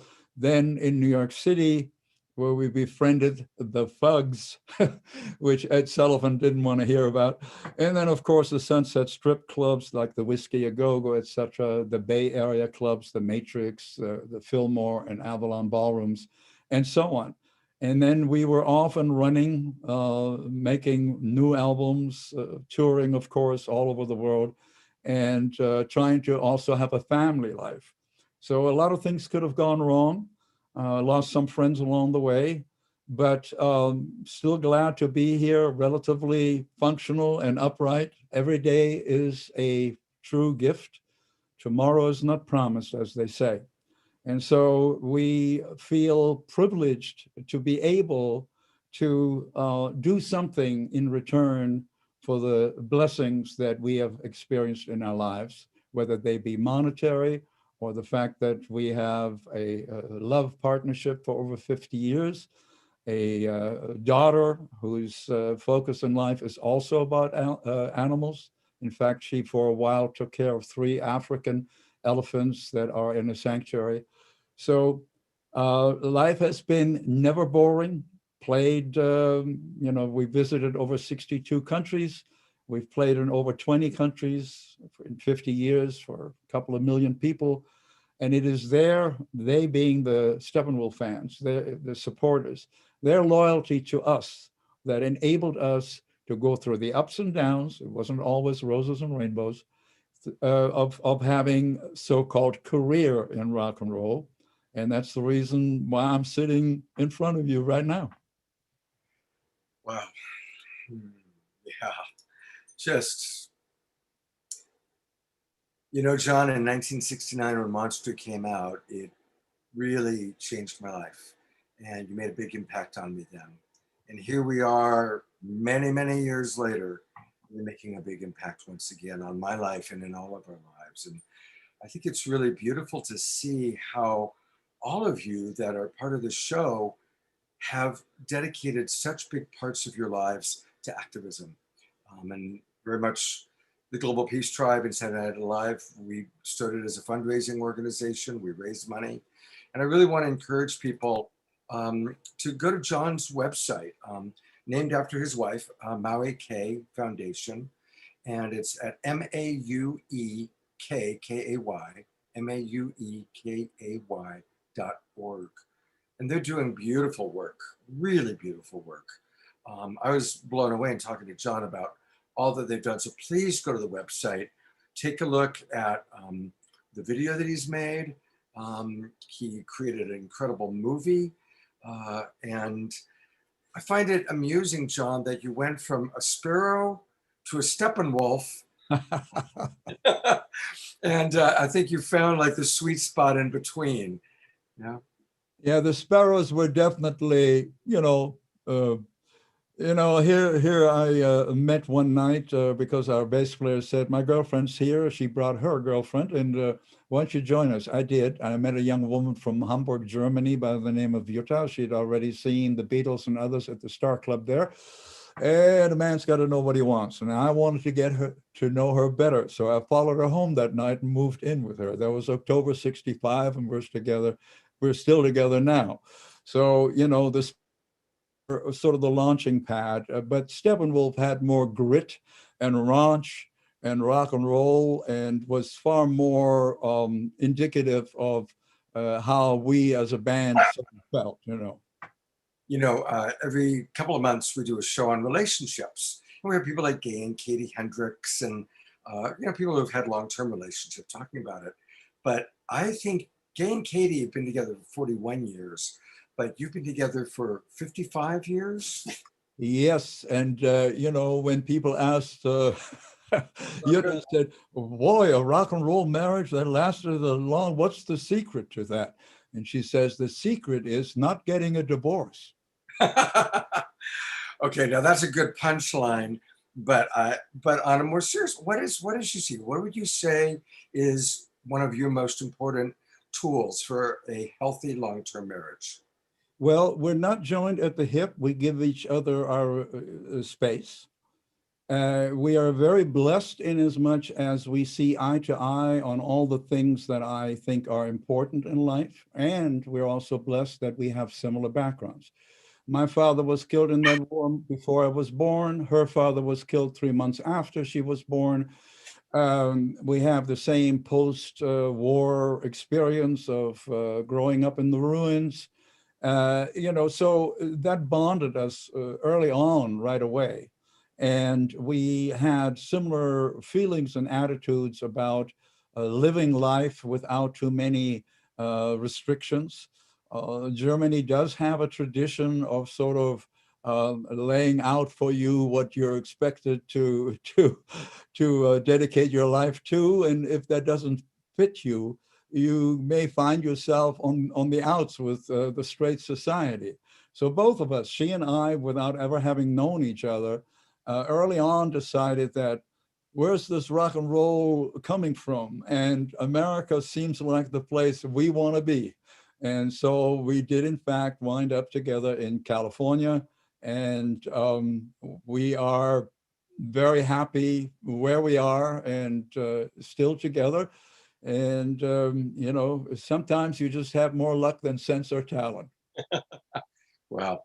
And I would also imagine that your shared activism has been a big glue. Obviously, there's the glue of having children, but then after the children are raised, you know, the activism and, you know, the work that you do in raising money, raising consciousness, I'm imagining that that's a big glue that holds you two together in a healthy way. Jutta was ahead of me in that because I was busy with the band. You know, we were supposed to write, rehearse, record new songs, go out on the road to promote the album, do television shows, fly to Europe, da-da-da-da.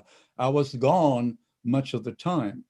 Jutta became a freedom writer for Amnesty International. And, you know, yes, we have that in common, the belief that those out there who are doing the heavy lifting, you know, the good fight on behalf of humanity and other creatures, whatever we can do to assist them, which is the easy part. It's not the one where you may get arrested and find yourself under some authoritarian rule that doesn't like what you have to say. So yes, she, in fact, was ahead of me on much of that. But then we traveled together and experienced certain things together in those travels, which were, you know, when we were in Cambodia and went to the killing fields and saw the horrific things that had happened there, saw all the children's photographs. For some reason, the Nazis and others, including the Khmer Rouge, insist on taking photographs even of the 3-year-olds before they kill them. And so we were so moved by that when we had an opportunity to help build a school there, we jumped right in, and that was the genesis of our little foundation, which then later on did a whole lot more in the field of wildlife preservation. So Jutta and I have deep connections which sustain us when sometimes we look at each other cross-eyed. Well. I'm gonna do a Sacred Sunday show with John, and hopefully his wife will join us to really learn more about their foundation. I was really touched by it. I also did a documentary about Cambodia. I was at that same memorial that John is describing. They've taken a school, and it's where they actually had done the torturing of people. and you go into room after room, and there's all the photographs of the people, Yeah. mostly children and young people. It It is. I will never forget that experience. Yeah, it was such a body blow to be in that ex-high school that was used as the torture chambers and everything else, and to see the room after room, row after row of these displayed photographs in total silence. It was, you know, I don't necessarily believe in being at the mercy of other forces, but when we came home from that trip, I opened the newspaper and there's a guy in there building schools in Cambodia. And I got in touch with him, one thing led to another, and we, you know, helped build one of those. So I have this belief that the trip to Cambodia somehow, there's a, you know, a link of various links in a chain that brought us to eventually visiting the school when it was officially opened. The whole village and all the children are there. It was deeply, deeply moving to be able to do a little something so that the survivors and their children had an opportunity to have their kids go to school. Wow. Well, John, there's so much to share with you in the future. I definitely would like to have you back. I want to learn more about your foundation, and thank you for being with us. If you have the mood, stick around. We're going to have a wonderful after show with some question and answers. And Larissa Stowe and her incredible band are with us. And Larissa, we're going to go to you for a next live song for us to all ruminate on all that we've experienced. And it's just great to have you with us, and take it away. Okay. Jump in. 1, 2, 3.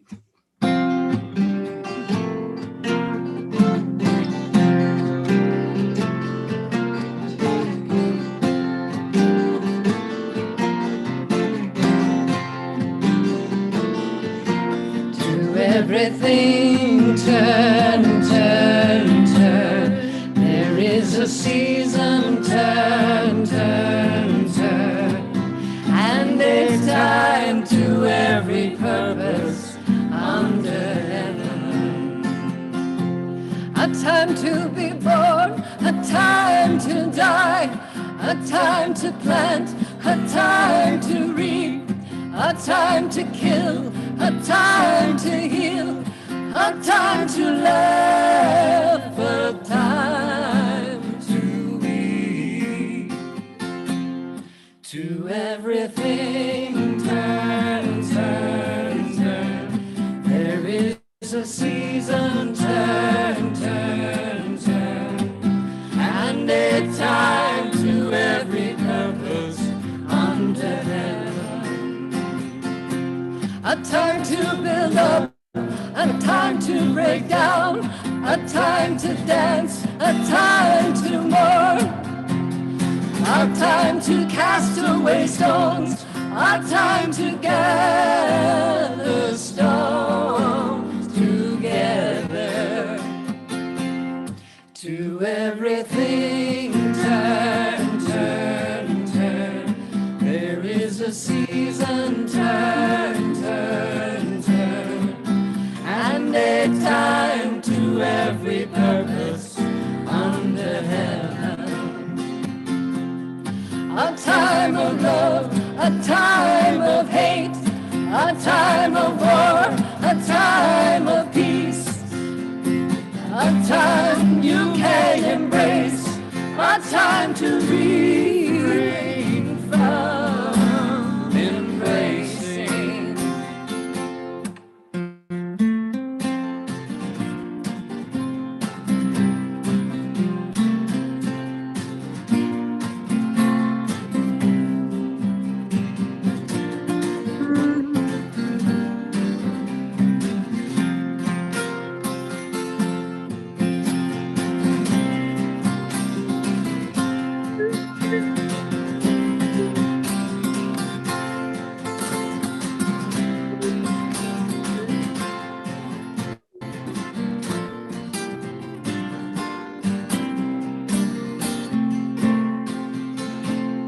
To everything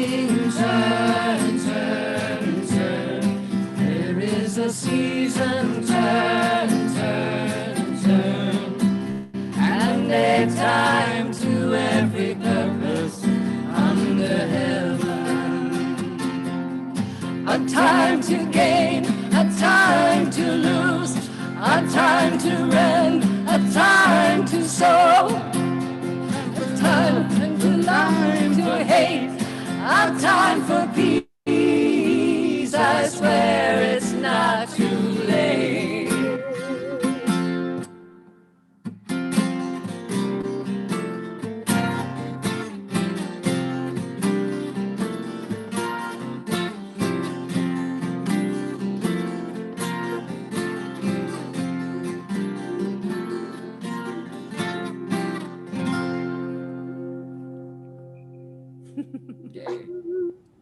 Oh, that was fantastic. I love you guys.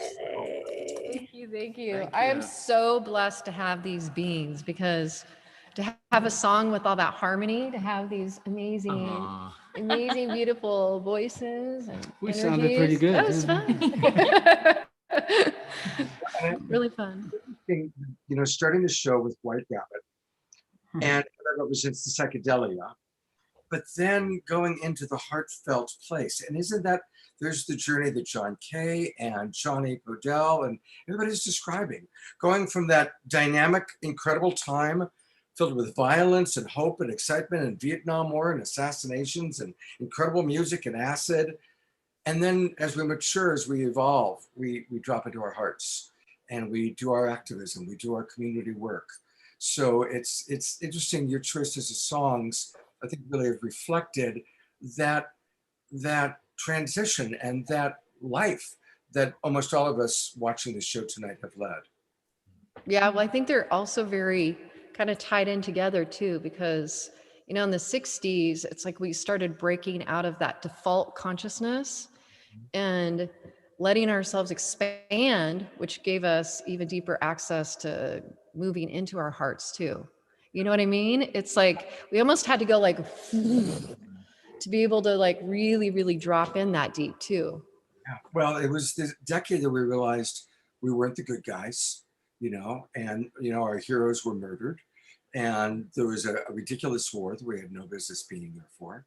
And it was the great disillusionment coming out of the fantasy of the 50s, you know, where have a white picket fence and get married and have 2 kids and everybody lives happily ever after, into a much more, and the hippies and those that came through were the ones that realized, hey, this isn't right. There are things here that are really, really off.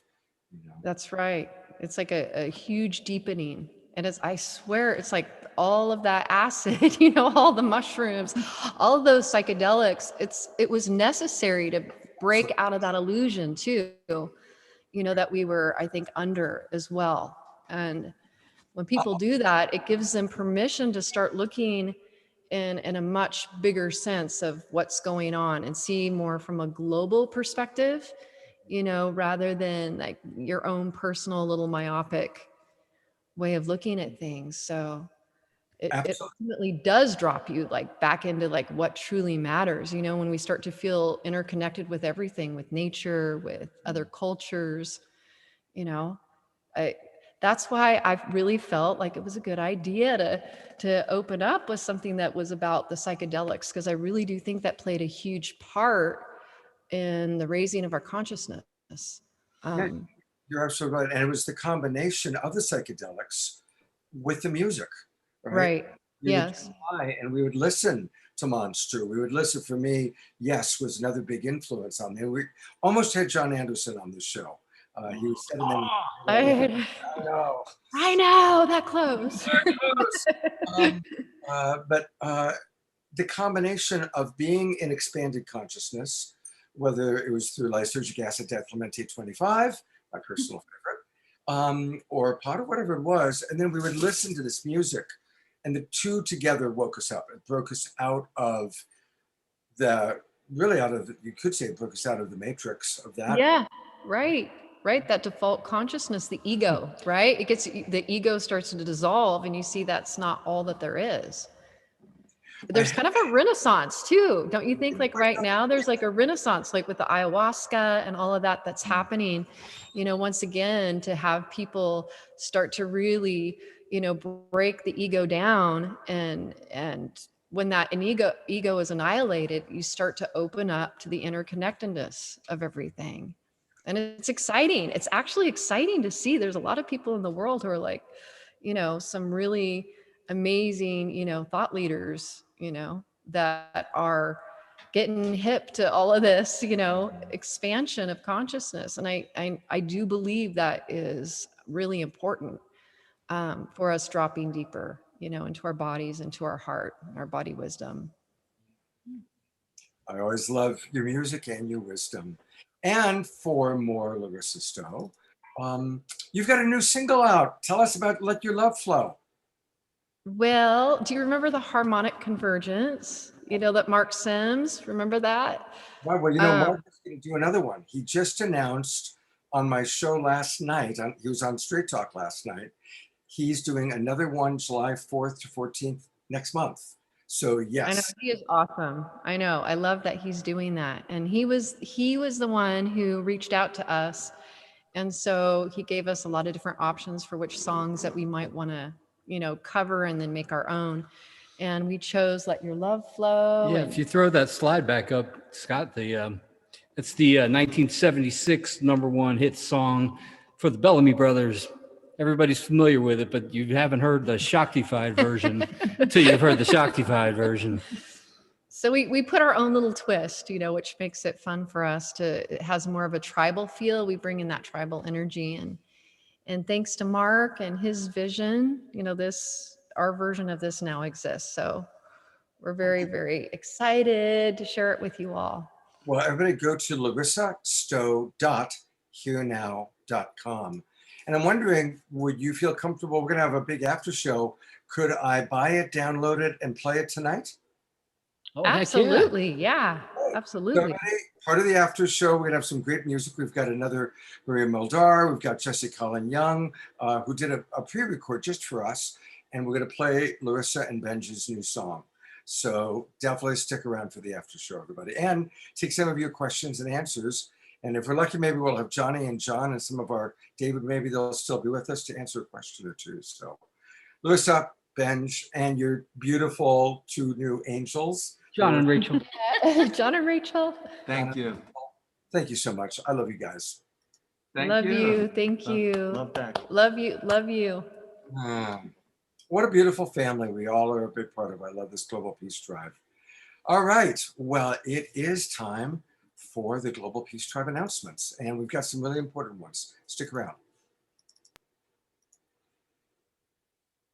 We are one. We are one. We are one. Oh, yeah, yeah. Oh, yeah, yeah. Oh, oh, oh, oh. We are one. One love. We are one. One love. We are one. One love. Yeah, yeah. One love. One love. One love. One love. One love. One love. One love. One love. Beautiful. Thank you, Jay, for that wonderful video. So I want to invite all of you watching on Facebook and YouTube. You can still join us. Come on into the Zoom room. We're going to have an amazing after show. We've got great presentations, music, and we're all going to be interacting. Come join us. Just go to globalpeacetribe.com. Globalpeacetribe.com. It takes about a minute to register, and you can be right with us. And I want to acknowledge all of you that are watching. We have a lot of broadcast partners, and we want to thank our broadcast partners. Of course, thousands watch us on Unify. A couple of weeks ago, we had 30,000 views on Unify. So those of you watching on Unify, thank you. And we're going to be collaborating with Unify and the World Unity Week next week. You'll see a little bit about that in a moment. We also want to thank all of you that are watching on the different Facebook groups and pages that we connect to through the Sign Network. Thank you, John and Summer Raymer. They're going to be my guests on Straight Talk next Friday night, and they're also going to be with us next Saturday night. I want to thank our buddy Alan Steinfeld and his New Realities YouTube channel that always carries us, and of course, Light Touch, which is our ongoing great sponsor. Also, our friends at New Earth One, my company, Love Coach Academy, Earth Dance, Humanities Team, Portal to Ascension, Disclosure Fest, Global Days of Unity, Earthwalk, and our wonderful new partner, Enlightened World Network. Please, thank you everybody for broadcasting and helping us to reach more people. We also always like to show you a promo of what we've got each coming week. And of course, each show is so powerful, so good. I love a lot of the comments today have said, I wasn't so sure about a 60s show. This is one of your best shows yet. So thank you for that. And so here's what we've got planned for next week.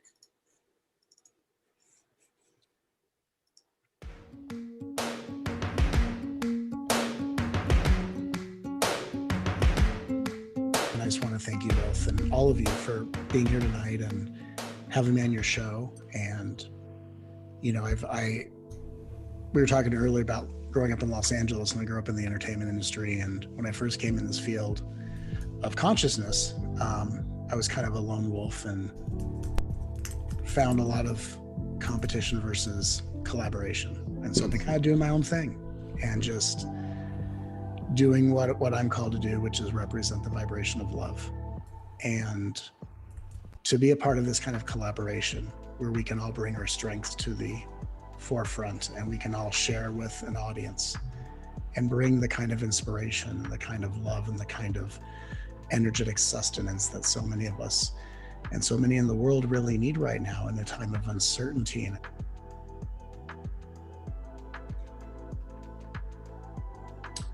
I totally relate to what Matt was saying, as I also grew up in the entertainment industry in Los Angeles, and back in the day, it was very competitive.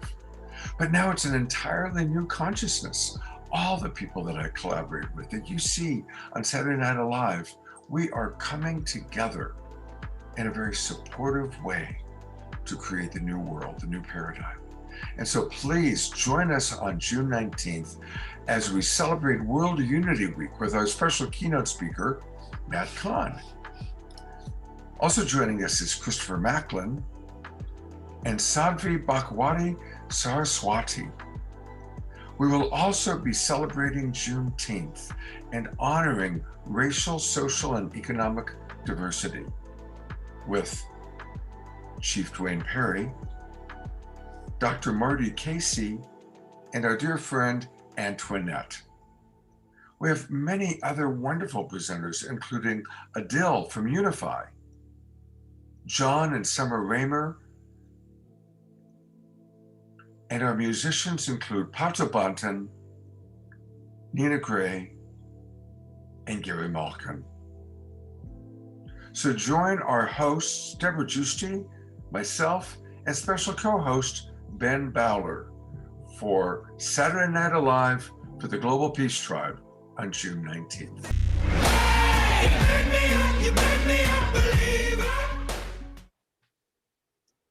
All right, everybody. So definitely let your friends know about it. Please join us as we celebrate World Unity Week and Juneteenth. And you know, the two really kind of go together.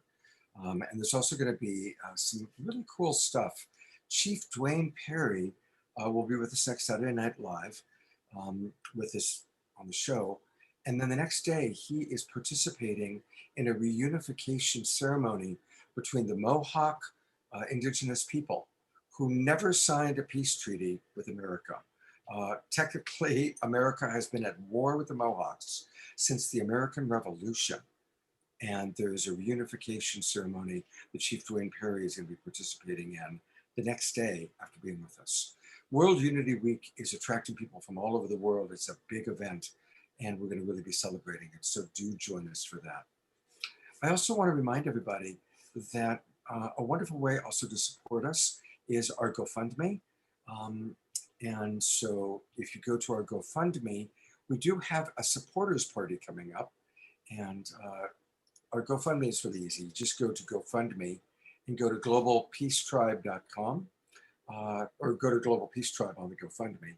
And if you donate $50 or more, you are invited to our supporters party. And our supporters party is going to be next week.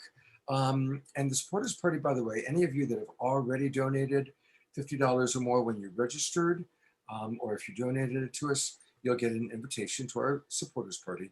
And it's really going to be fun. We've got Neil Donald Walsh, who wrote Conversations with God. And we're going to converse with Neil. He's going to take questions and answers. You can talk to God next Thursday night, June 20, I think it's June, whatever day it is, June 17th. Thursday night, June 17th. You can talk to God through Neil Donald Walsh. We also have one of our favorite musicians, Valerie Romanoff, who rocks it. And Valerie's going to be playing some music. So definitely join us. That's from 6 till 8 p.m. on Thursday night, June 17th. You just got to be one of our supporters, and we really want you to do that. And then again, speaking of supporting, really want to encourage you to please donate to tonight's organization that we're funding. And those of you who've donated, thank you so much. I don't have, it's not a GoFundMe, so I'm not able to read the names of who's donated, so which I always enjoy doing. So thank you to those of you who do have donated. And again, if you haven't yet, please go to ramdass.org/donate. Ramdass, RAMDASS.org/donate. And let's really support this wonderful organization. Any of you who came in late, we talked about it at the beginning part of the show. And it's a really beautiful organization. They're doing great, great work. There's so many wonderful organizations, and I want to thank all of you who are sending us ideas for shows, ideas for speakers, ideas for musicians. And so we always are looking for volunteers. I want to acknowledge Debbie Johnston, who is with us. Debbie is our volunteer coordinator. And there she is. I'm going to put the spotlight on Debbie for a minute. And so guess what? If you fill out our supporters party, or I'm sorry, our sponsors application form, which is probably going into the chat box around now, you get to connect with Debbie. And connecting with Debbie is a very good thing. And that's where we'll find out, hey, let's all play together.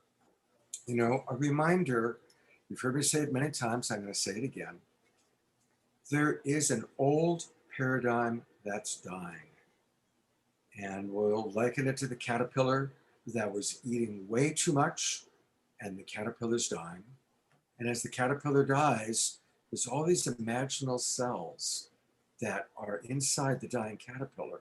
And, you know, it's pretty scary. There's like death all around, but they find each other and they come together and they actually feed off of the non-imaginal cells and they become a butterfly.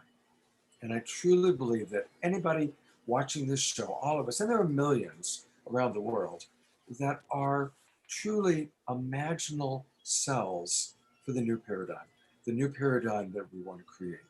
The paradigm that we've seen our speakers talk about with their activist work, the paradigm of new consciousness, making contact, whether it's with deceased ancestors or our galactic family or angels, the new paradigm of light touch and really tuning in every day and connecting to ourselves and to each other. There's all these wonderful ways of connecting and contributing to the world. And we at Saturday Night Live, representing the Global Peace Tribe, we're trying to do our best to connect everybody because all of you are wonderful. Some of you are going to be on our show as presenters and musicians, and some of you are watching, but every one of you is precious. Every single cell has an equal value. All cells are valuable. So thank you for doing whatever it is you're doing right now at this time in your life. Maybe you're a teacher. Maybe you are in service some way. Maybe you're just resting. That's okay. There are times that we need to rest. And if you're in a chapter of life where you're just resting, God bless you. Rest, get strong. Spirit's got something in store for you when the time is right. So join us. Thank you very much. We really appreciate each and every one of you. And we love hearing from you. I always save the chat box and I see that there's like 40 new messages since the last time I looked. And then late at night, I kind of read through what you all had to say. So thank you very much. And now I'm going to bring on the wonderful woman who put this show together. Where's Jan? There she is. Hey, Jan. We're in the home stretch. There we go. Hey, wow, what a show. So filled with so much love and beauty. So, yay. What am I supposed to do now? This is where you can introduce Drew and Jim. Oh, great. Okay. Yay. The two of us is a Lennon and McCartney duo here in the Bay Area, and they play all around. Drew Harrison is John Lennon, Jim Funk is Paul McCartney, and they are each individually so multi-talented. But they did pre-record some Beatles songs for us. And anyways, take it away, two of us. All right.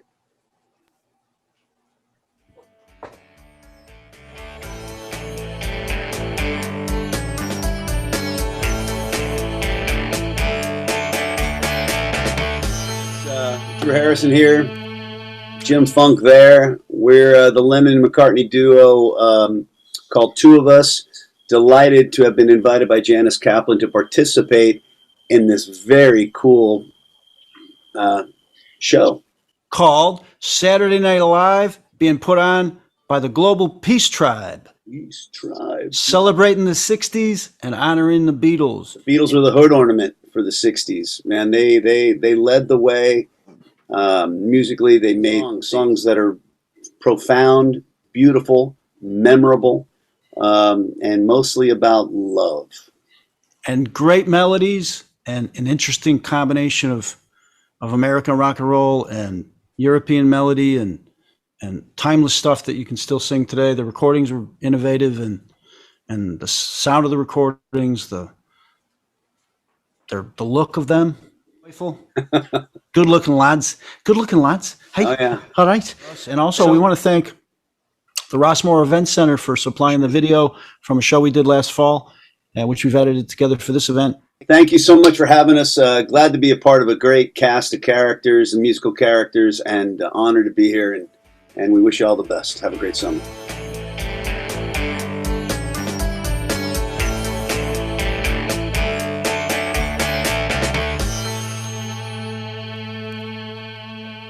All right, so now I'm going to play one of the songs. Here we go. Let's drop in time. Imagine that you are at a very magical private event where you're going to hear Lennon and McCartney playing together.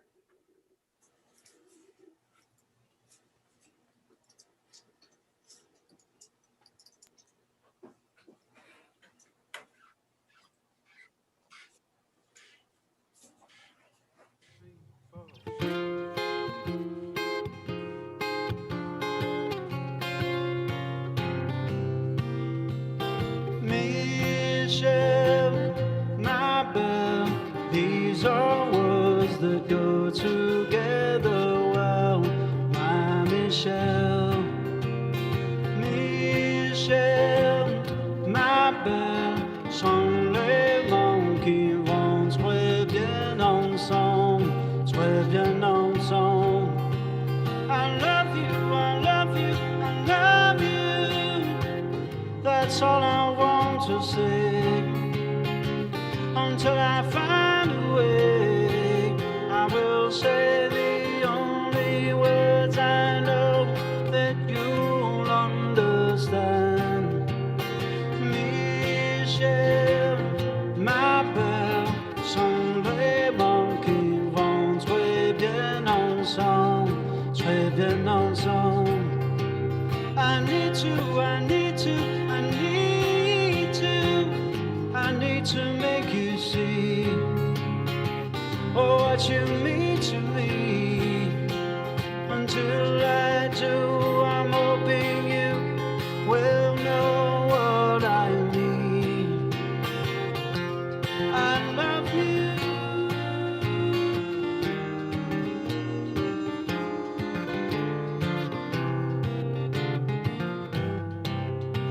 I want you, I want you, I want you. I think you know by now. I'll get to you somehow. Until I do, I'm telling you, so you'll understand.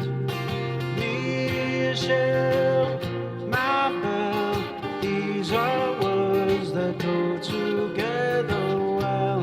My Michelle, I will say the only words I know that you'll understand. My Michelle.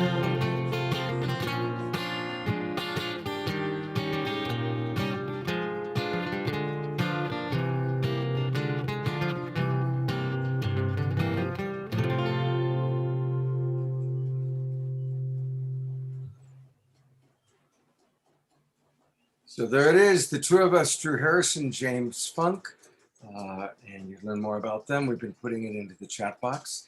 Thank you for finding them, Jan. They're great. They are so super, and it was really fun to see one of our Zoom room tribal members named Michelle, who said she was named after this song. It was like so sweet. So anyway, it's a beautiful song, and we're so happy to have them here too. Well, speaking of the Beatles, we're kind of in our Beatles section now. And Jay and Jan put together a second Wisdom Jewel series for us. Quotes from the Beatles. Let's see.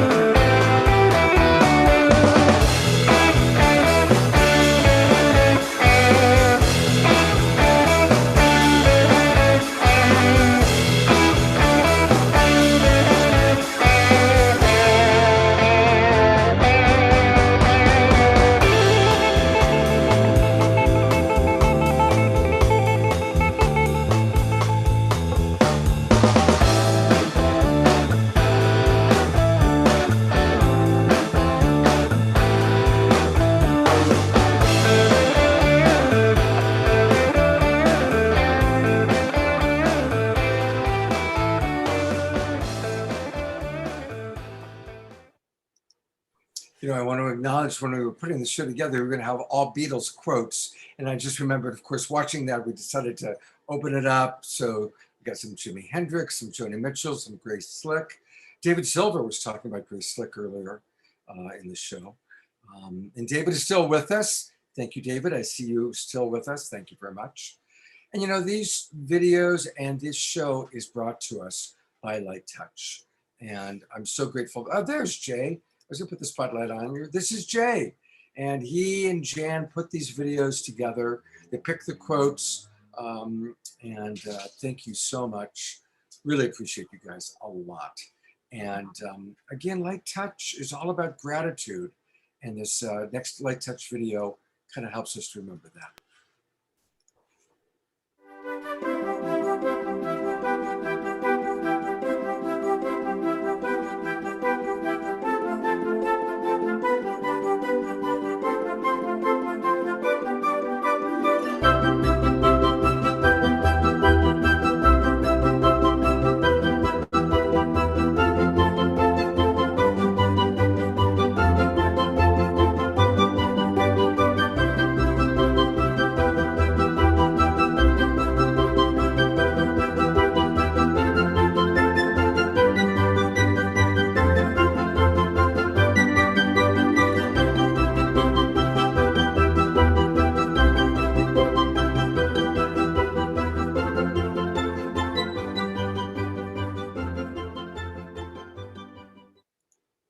And I'm grateful to Light Touch, to Jay, and to Jan for putting together this incredible show. I'm really grateful for all of you watching. We still have 300 people here in the Zoom room with us. And of course, many, many of you watching on Facebook and our YouTube channels. And I want to, this is our Global Peace Tribe Recommends portion. And because Debra's not here, I'm kind of doing a little bit of extra work tonight. And the first thing I want to recommend is World Unity Week. It's coming up. Debbie will put into the chat box, the Facebook pages, the links. But World Unity Week is a powerful, very important event. And we really want to encourage you to participate. There are dozens of activities, events, experiences, including next week's Saturday Night Live. And to get a better idea of it, here's a trailer introducing you to World Unity Week.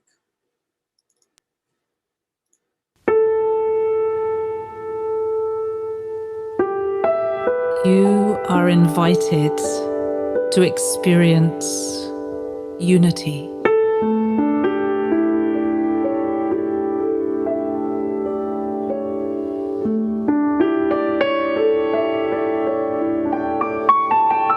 It's time to put aside the differences that divide us.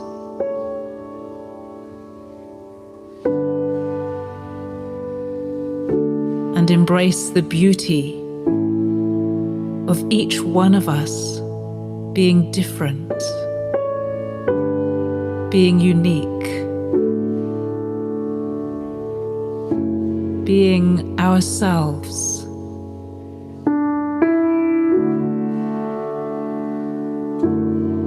In the essence of who we truly are. A beautiful array of human beings across the planet. So many different ways of being human. So let us get to know each other. Let's spend time with each other.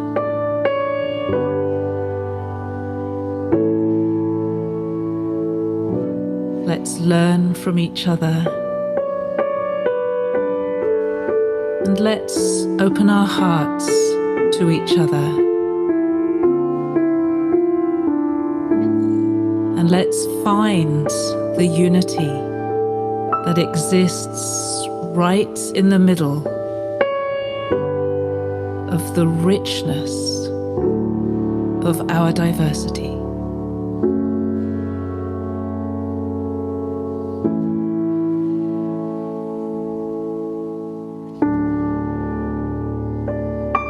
We are human. We are unique.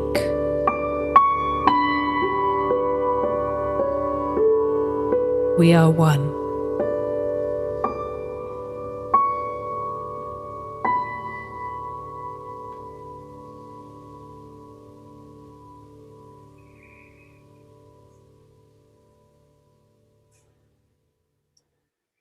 Which just want to say Gary Malkin is one of our musicians who's going to be with us live next week, since we are celebrating World Unity Week. So you're going to get to hear Gary's beautiful music live on the show next week.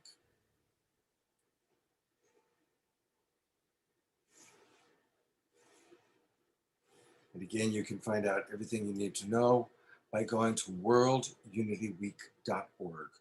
Worldunityweek.org. Go check it out. There's so many amazing events and experiences. And the three people that put World Unity Week together at the biggest level are John and Summer Reamer and Ben Bowler. And so next Friday night on my Straight Talk show, they're going to be my guests. And if you haven't discovered Straight Talk yet, and you love our show, start coming on Friday nights to the Straight Talk show. I've been doing it for a year with my partner Trish, and that's where we take our favorite guests from Saturday Night Live and go deeper with them. Like last night, we had a full 2 hours with Mark Sims, who of course is one of our favorite Saturday Night Live people. So join us next week where we're going to learn all about World Unity Week. We're going to have some special guests and the three people who have put it together. So it's going to be a really wonderful show. That's every Friday night at 7:30 Pacific time, 10:30 for you East Coasters. And on Straight Talk, we always go deeper. It's where we go deeper into conversation because we have more time. That's why I want to do a Straight Talk show with David Silver. I want to do one with John. I want to do it with Johnny Podell. I mean, just about everybody we've seen in my brain. I'm like, okay, when can I schedule them for Straight Talk or for Sacred Sunday, where we can go again more in depth. And again, I want to just encourage everybody that because it is World Unity Week, join us next Saturday night. You already saw the promotional video, but we've got amazing music with Gary Malkin, who you just heard, Pato Bonton, and Nina Gray, as well as a lot of the leaders in the World Unity Movement. And one of our favorite keynote speakers, Matt Kahn, will be with us live. Matt Kahn. We love Matt Kahn, and Matt loves you. So definitely join us next Saturday night. A couple quick more announcements. Really want to invite everybody to come to my Sacred Sunday show. Yes, I do 3 shows a week: Friday night Straight Talk, Saturday Night Live for the Global Peace Tribe, and then my Sacred Sunday morning, very similar, where I bring in guests to kind of share in more depth. And tomorrow I'm bringing on 2 people that were on briefly on Saturday Night Live on our Making Contact show. And I was so touched by their stories and who they are, I invited them to come back tomorrow morning where we can really go in depth. And it's going to be about how making contact with the other side is truly a spiritual awakening. Now that might be for some of you making contact with deceased loved ones. We had a near-death experience show about 6 weeks ago, very powerful. For some of you, it might be making contact with galactic family. For some of you, it might be making contact with archetypal figures, maybe Jesus or Mary Magdalene or Buddha or Krishna. For some of you, it might be making contact with your angelic realm. All of these other realms, these other ways of connection on a deep level are part of our spiritual awakening. Now, of course, Saturday Night Live, we're not non-denominational, we are multi-denominational. We are every denominational. We respect that there are probably 8 billion ways for human beings to reconnect to spirit, to reconnect to the divine. In fact, I am going to put the spotlight on the Mystic Abbot because there is our beloved friend Jerry Anderson, who goes back and forth between America and Puerto Rico, where he is the steward of 10,000 acres of land, where we're eventually going to do probably a Global Peace Tribe retreat center. But Jerry is working with Jay and Jan and myself, and we'll do a special show on the 26th, our last show of this season, and it's all about spiritual wisdom from around the world. So welcome, Jerry. Wow, what an amazing show tonight has been, huh? We're collecting all the seeds that were planted a long time ago, and now we're coming to a harvest of those seeds and all the pioneers that kind of like broke the soil, you might say. Yeah, absolutely. Well, thank you for how you're continuing to water the seeds. Yeah. We're really excited about our final show of the year, of the season, all about spiritual wisdom from around the world. And Jay and Jan are going to bring in some of the indigenous elders, and Jerry. We've got Jerry from the monastery and the embassy in Puerto Rico for that show. And tell us a little bit about the monastery. Well, as you were just saying, a little bit different. When I was working with the IRS, a ways back, they said, "Well, do you want to call it non-denominational?" I said, "No, we want to call it all denominational." And the lady went silent on the other end for a long time, and she says, "We don't have that category. Is this a new movement?" All denominational. Yeah. Thank you for being one of our sponsors, a very dear friend. And, we met Jerry through Saturday Night Live. You know how I'm asking for sign up as a supporter? Jerry sent in his supporter form. We got to talking. We became friends. I feel like he's family. He is family now. It's true. He is definitely family. So, Jerry, love you. Thank you. Stick around. There's going to be some great music to dance to coming right up. So stick around, all right? Thanks, Jerry. All right, and the last announcement I want to make is we are doing more and more special events. And we have a very special event coming up on June 22nd. You heard me talk about Mark Sims. He and Danny Sheehan are going to do a special intimate dialogue with the Global Peace Tribe. We're doing this as a Zoom meeting, not a webinar, a meeting, which means that all the participants, you, can be on camera and can ask questions to Danny and to Mark. For anybody who doesn't know, Danny Sheehan is an attorney who's been at the center of really the people's movement for 40 years. He represented Karen Silkwood. He was involved in the Pentagon Papers.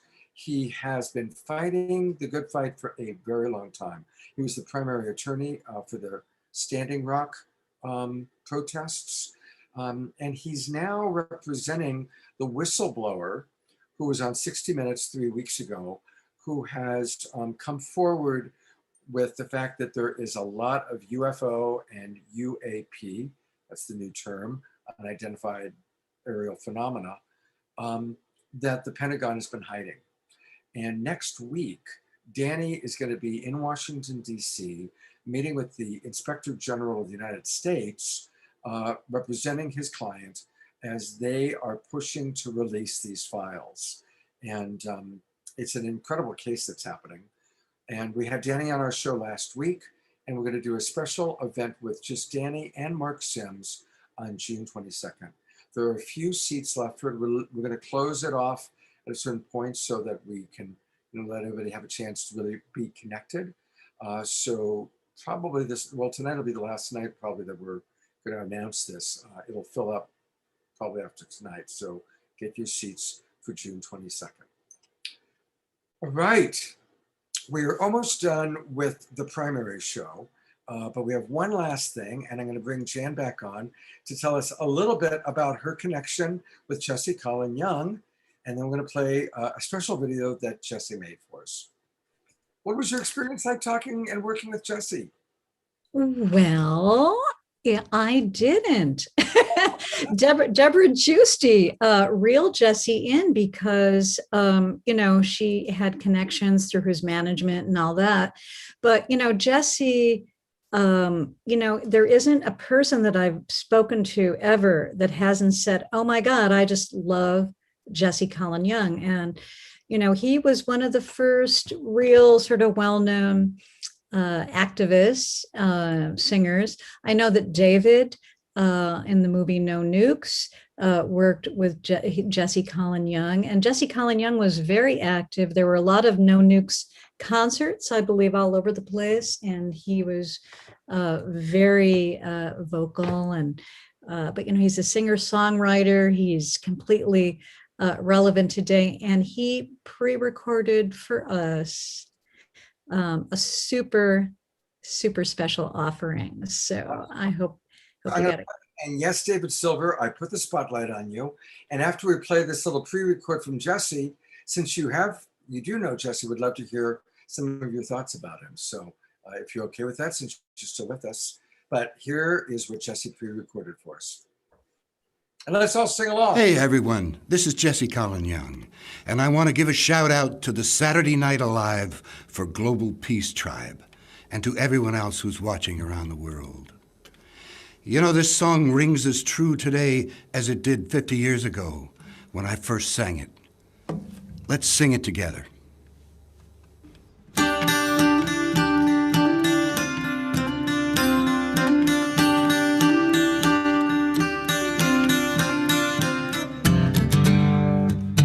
Love is but a song we sing, fear's the way we die.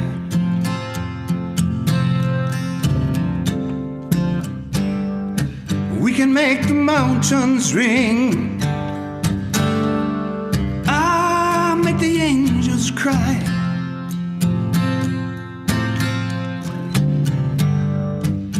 Though the bird is on the wing,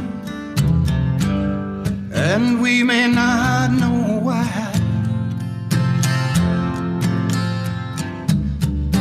Come on, people, now, smile on your brother. Everybody get together, try to love one another right now.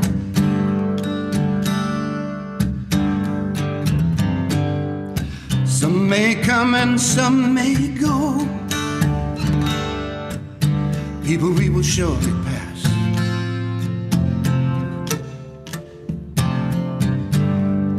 When the one that left us here returns for us at last, we are but a moment's sunlight, and we're fading in the grass.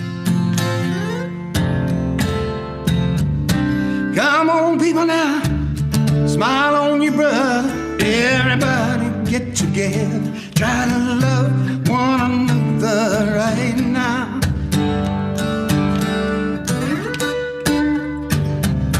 Come on, people, now, smile on each other. Everybody get together, try to love one another right now.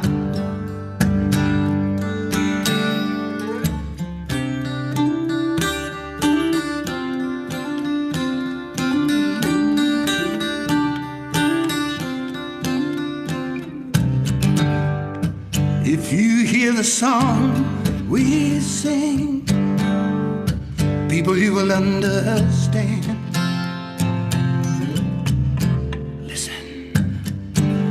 We'll hold the key to love and fear, all in your trembling hand.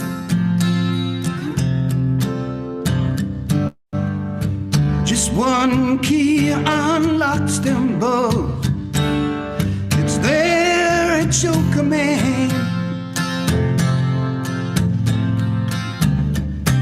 Come on, people, now, smile on your brother. Everybody get together, try to love one another right now. Sing it now. Come on, people, now, smile on each other. Everybody get together, try to love one another right now. Oh no. Come on, people, now, smile on each other. Everybody get together, try to love one another right now. Right now. Right now.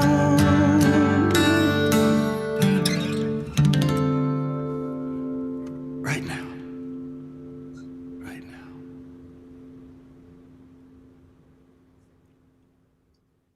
Wow, he sounds great.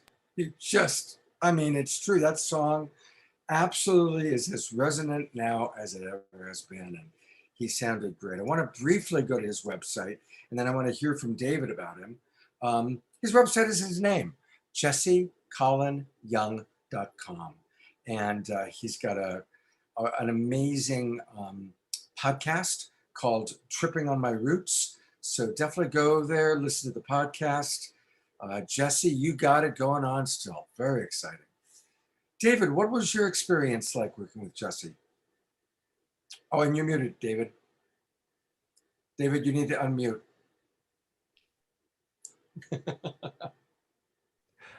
Yeah, the deal was this actually, that there were 5 nights of No Nukes concerts, and I directed 4 of them.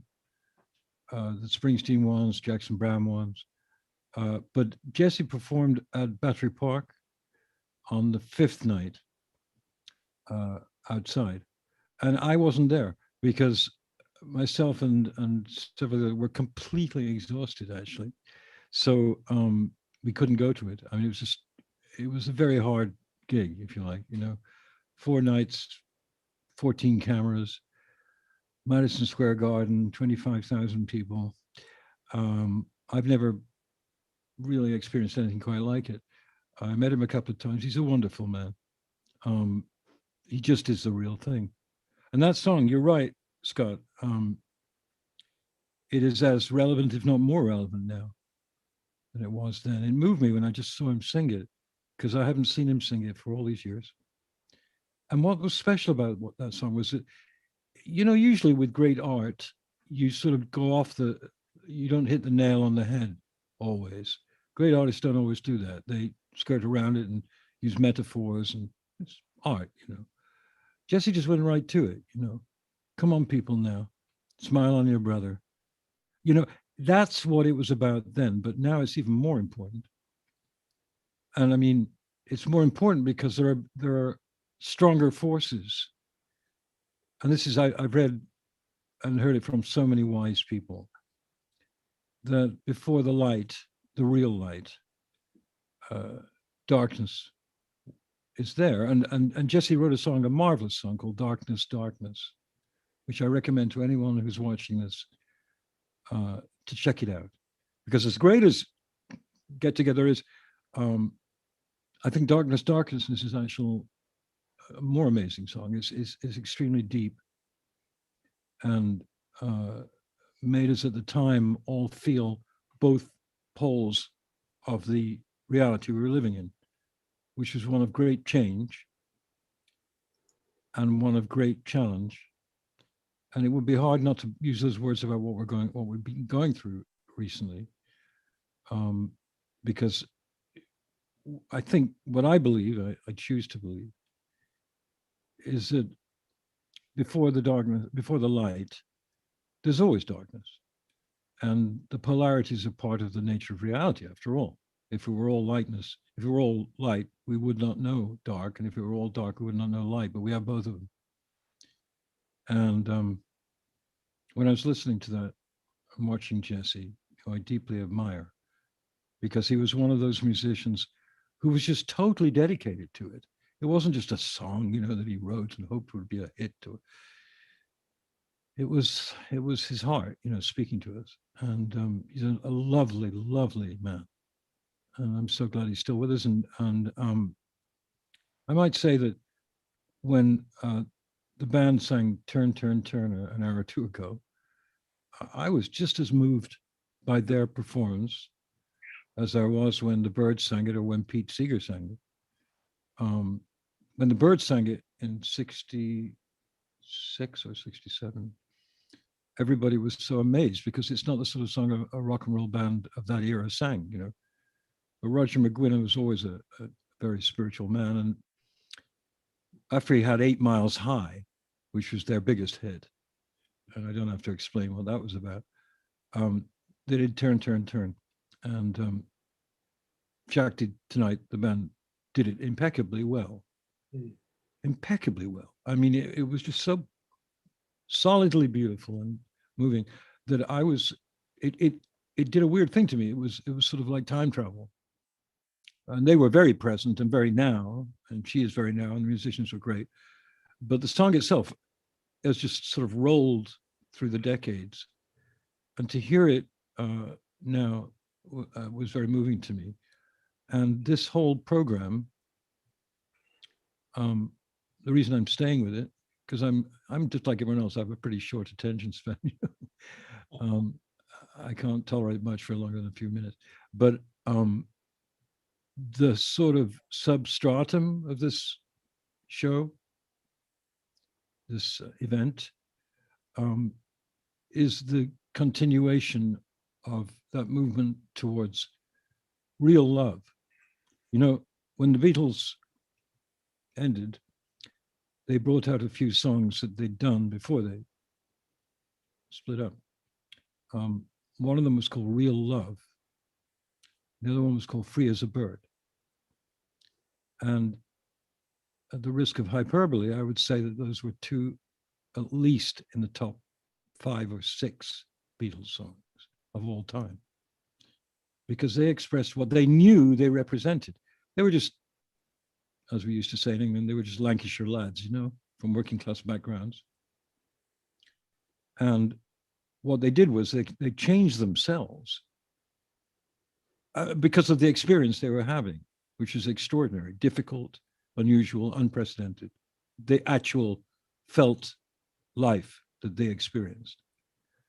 But those 2 songs, I recommend people check them out. Free as a Bird, Real Love, because those 2 songs synthesized everything that those 4 Lancashire lads felt at their deepest dimension. And what's great about this event that I'm honored to be a part of is that the democratization of media, which has happened in the last, well, really since the internet, is a very delicate thing. When the 1983 Cable Act was enacted by Al Gore, a certain set of rules were laid out by Mr. Gore, and every single one of them has been broken. Every single one of them. That the Gore Commission made it quite plain that they wanted to democratize media and make it so that things like this could happen, so that people could speak together about things that mattered. Didn't happen. It was supposed to be competition in various markets. And the law says that if you read the Cable Act of 1983, that there had to be diversity of choice on a very basic level. In New York, here where I live, you could have 8 cable channels and choose. Well, it didn't work out like that.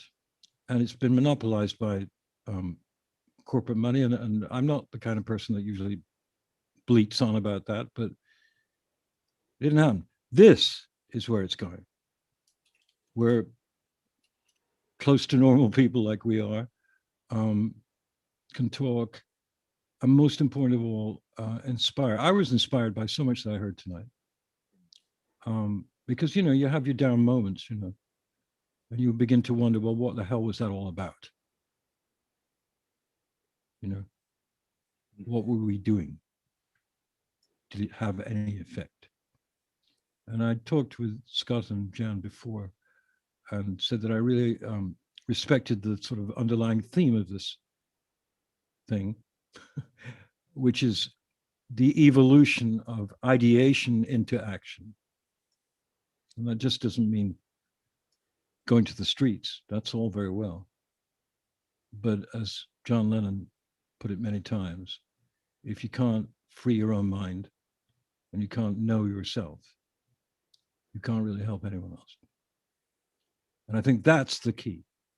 The key is that the democratization of communication has to come this way. It isn't going to come top down. It never will.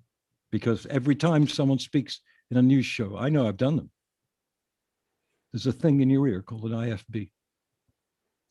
And a producer is just saying, this is weak, get to the strong stuff. This is boring, get to the violence. Talk about the violence. You know, that's the way it works. And it's the same now as it ever was, to quote David Byrne. This that you guys are doing, and I'm, as I say, I'm very thrilled to have been a part of it. This is the liberating technology, which can help us all talk to each other and try and get that one love enacted moment by moment, cell by cell. You said before, Scott, I heard you about the cells and the cocoon and the butterfly. And this is the essence of where we must go. And I'm very proud to have been on this. Thank you. David, thank you so much. And thank you for staying with us. And Pleasure. if anybody has questions for David, pop them into the chat box. And if David's willing to stay for a couple more minutes, Yes. I'll read the questions to David. You can answer them. And while you're putting your questions in or whatever else you want to share, let's hear a little Maria Muldaur.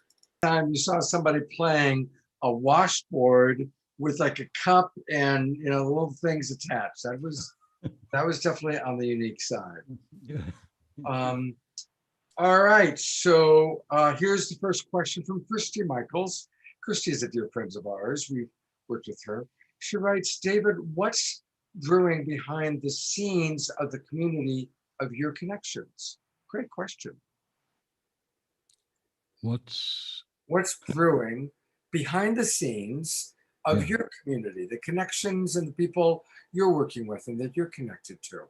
What are you guys up to? Well, diverse. When I work with Love Serve Remember, I basically make films for them, and we're just finishing a film now called The Samadhi of K.C. Tiwari, and it's about a gentleman in India who I knew very well, a school teacher who happened to be one of the greatest masters any of us have ever met. So we decided to make a film, and making it with Raghu and Krishnadas. And so that's been a long thing. And the pandemic cut the post-production by a year, unfortunately. So we're a year behind.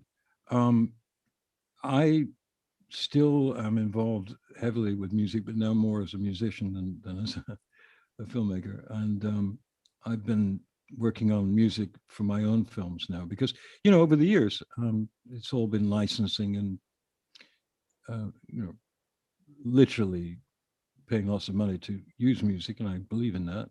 Musicians need that, but it becomes kind of tiresome after a lifetime of it. So now I decided to learn to play music so I could do the soundtrack on my own films, and I'm doing that. I'm writing a book myself. My connections are very much what they always were, people who are, I'm just friends, people, but quite a few people who are doing great good in the world, happily so, and with an effortless kind of attitude. They're not proselytizing; they're more involved in. Certainly, as John Kay talked about, animal rights is very important to me, extremely important, because they are us. They are us. So the community, as you get older, the community lessens for obvious reasons. Some just because of life, and others because of death. And so it's sometimes quite difficult to deal with. No matter how evolved you think you are, when you lose people, it lessens your community. So there have to be new communities, and so my community, if I have one at all, is usually involved with the people who are involved with meditation and yoga. And I don't do yoga myself. I used to, I don't do it anymore, but I'm a great believer in meditation. So I hang out with a lot of people who do that. And I also hang out with people who hate it and don't care about it. I'm still involved in politics, and very pleased with what's going on in some ways. I think the light is coming. It's not here yet. We have to rid ourselves of the obvious. So a couple more questions for you, Dave. Yeah, okay. From Deborah Haviland. She wants to know the name of the film. And Dr. Laura wants to know when your new film is coming out and how we can see it. The name of the film is The Samadhi of K.C. Tiwari. Samadhi is a state of bliss. K.C. Tiwari was the man And fortunately, we've been filming him since the 1980s in India and in the United States. And he was the Guru Maharaj's greatest devotee, a Shivite scholar and an amazing chanter and a beautiful, kind human being, both him and his wife. He's gone now, and so is she. So we decided to make Krishnadas and myself and Raghu decided to make this film. And we're not quite sure where it's going to go yet because this pandemic has thrown that, into sort of uncertainty. So we're hoping Gaia or Netflix, whatever, one of those. Gaia's already showing Becoming Nobody. And so we'll try and get that on one of the streaming things. And if we don't do that, we'll show it everywhere, It's a show about an ordinary man who was just as significant as a teacher as any, guy in a robe and a long white beard. He was a very recognizable, normal human being, and that's why we wanted to make a film about that. So, but we'll let you know. I mean, we'll really let you know when we get a distributor. But right now, we're still in the stage of finessing the film. Well, David, Krishnadas is in it, and his music's in it, and Jayotal's music, and Jayotal's in the film. People who are affected by this man.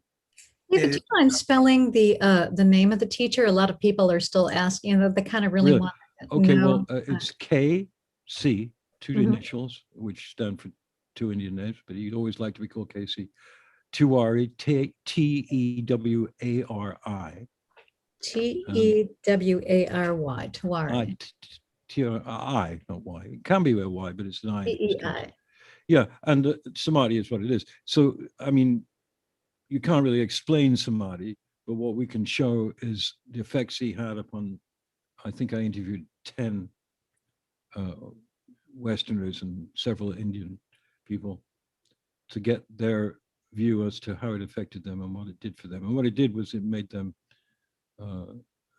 immersed in love and connection. So that's why we want to tell that story at this time. Thank you for asking. We'll certainly let you know. And when the time comes, David, let us know and we will show on our film. We'll do a recommendation for you. So absolutely. You saw recommendation. Yeah, this is your audience. Your audience. Yeah, it is. Yeah, you're right. Here's a good question from Shauna. And it's actually to any of the three of us. I'll give a little thought and then David and Janice. Okay. Back in the 60s, people were very into the Native American scene. And now all of us, again, are bringing forward all that's indigenous. Please speak to how it was important then and why it's important now. I think my perspective on it is that one of the great tragedies of America is that instead of integrating with the Native Americans who had an understanding of being caregivers to the earth, being honoring of the earth, we basically slaughtered them, stole their land, and missed out on the opportunity to integrate their wisdom into our technology. And if we could have successfully married Western technology, even back hundreds of years ago, with Native American values, can you imagine what an incredible country this would be today? And as we are seeing so many species going extinct every day, David and I were talking about this earlier today, that every day species are going extinct. I think we all recognize we are right on the precipice of a truly environmentally cataclysmic time. And so what the indigenous have been saying for hundreds of years, and what we were listening to in the 60s is relevant now, because now we're at the edge. It's like 50 years ago, we were heading to the cliff. Now we are at the cliff. So that's kind of my take on it. And I'd love to hear what David and Janice have to say. My thoughts, I can be pretty brief, but having had Sashing Littlefeather on the show and speaking to her at great length about all of this, there was the 60s, and, and the wearing of feathers and all of that was kind of an outward expression of the tribalism and the honoring of Native traditions, even though we may not have understood all the crimes and all the, some people did. And some people were activists, back then, like she was. And someone like Marlon Brando, who understood that, in cowboy and Indian movies, why is it that, the Indians are, getting the bad end of the stick there. So it's an awareness that I think came with that commune or the tribalism. And so, and then having spoken to Joanne Shenandoah and the Iroquois women, who now their history is just being told for the first time, that the women's suffragettes were getting activated, were planting seeds to try to get their vote by observing, the Indian Iroquois, the Great Lakes tribal traditions of the matriarchy.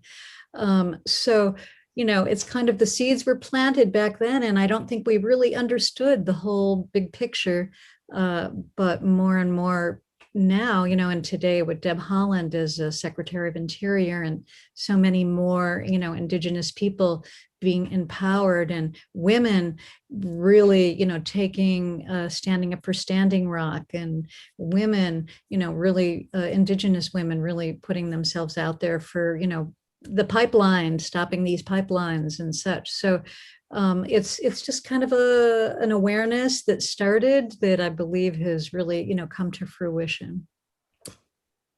It's my take.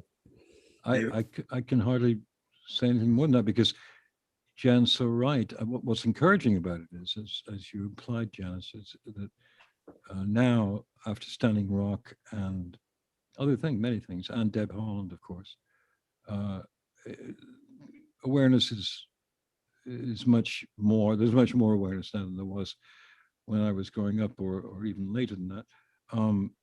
I was fortunate enough to be taught by a shaman in the 1973-74 area, Leonard Crow Dog of the Great Crow Dog Medicine Men tribe.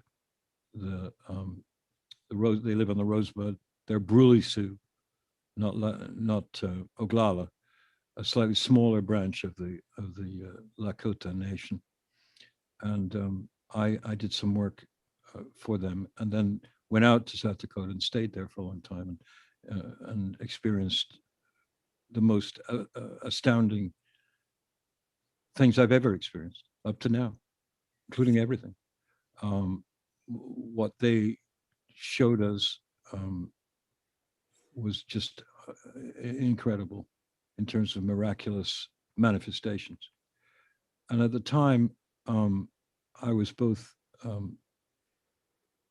elevated and deeply depressed by it, because I was fortunate enough to witness the incredible gentleness and strength of Native Americans and wisdom.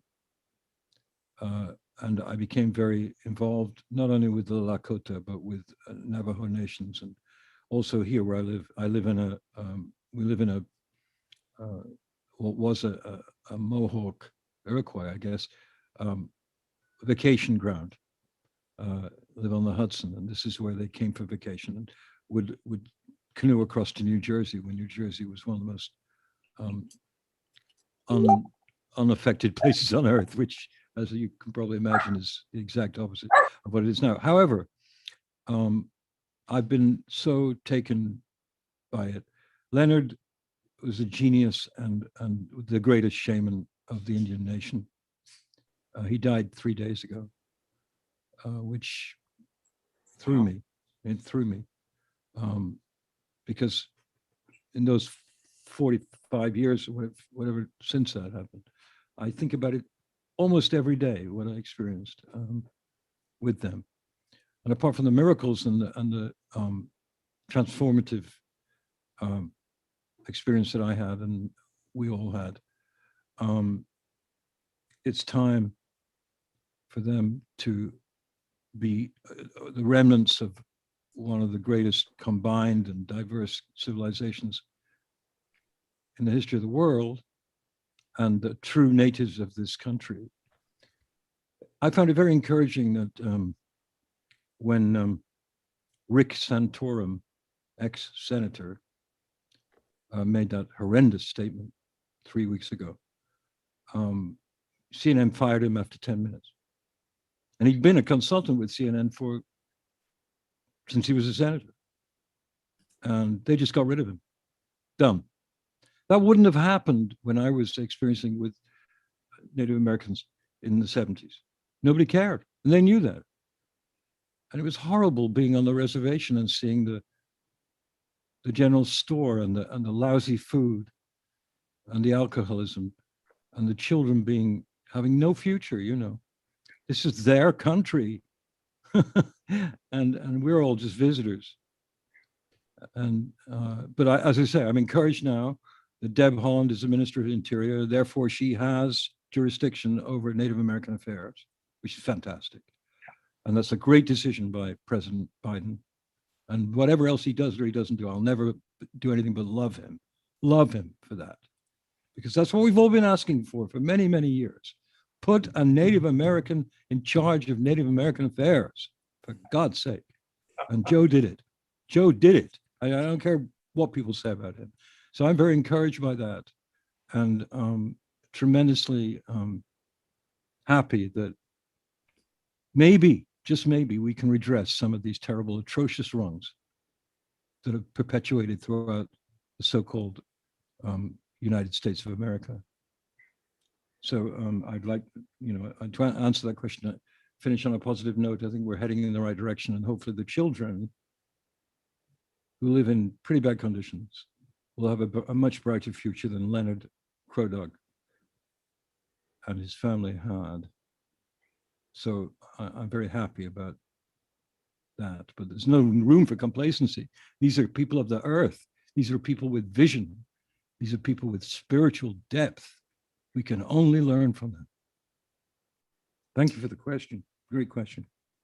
Thank you, David. And, maybe Jan, you can send David some of our Indigenous elders shows. I think you'd really love to hear like that. Men and women that we've had on the show speaking. It's been quite inspiring. It's great to hear that the women are finally, because they are the strength of the Indian nation, and they need to get some recognition and some funding. And let's all pray that these wonderful people can have a good life again. We are ready to finally wind down. David, thank you so much. You've been fantastic. My great pleasure. We'll definitely have you, if you're willing, come back on. Jan, you put together a terrific show. Oh, Thank you, you guys. You're thank great. you. With a little help from my friends, right? And thank you, Debbie. Thank you, Debbie, for doing this. I'm looking at you, Debbie, and Debbie is great. it's a great job you guys did. Great. The music was fabulous, by the way, and I love the Beatles guys. Their version of Michelle was just, Wasn't it beautiful? incredible. I mean, just so beautiful. Yeah. Please give them our congratulations. Yay! I will. I'm gonna go see him live soon. Well, and thank you. So I've got you back on camera, David. Thank you and Larissa didn't get a chance to hear your compliment. So if you want to repeat what you said to all of us while she was better. No. Larissa. That turn was just phenomenal. You did a phenomenal job, and it was just as moving as when I heard Roger McGuinn the first time do it, and I cried. And I could have cried here. I didn't want to cry on camera because I'm still an idiot, But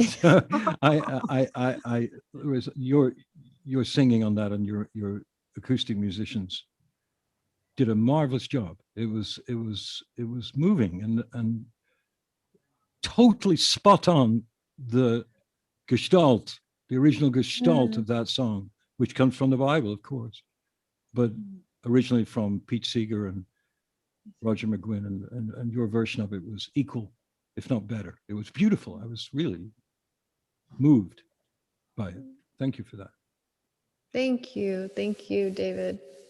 It was fun for us to get to do this together. You know, it was definitely, it's heart affirming when you're with people, you know, that you're inspired by and that you care about. And we haven't seen each other for a while because of the pandemic. Like I haven't seen Rachel and John like forever. So it was really, really heart affirming. And I felt like they were angels coming in, you know, to sing today. So it was wonderful. So thank you. That's means a lot, really means a lot. So we're going to make an attempt to play a little more Larissa Stowe. I have never done this before, where I play from YouTube. We tried going to the website, and for some reason, my browser is not opening it. So I'm going to let me know if I press play if the sound comes through properly. All right. So let's see how that goes. This is a first-time experiment. All right, right now. And come on.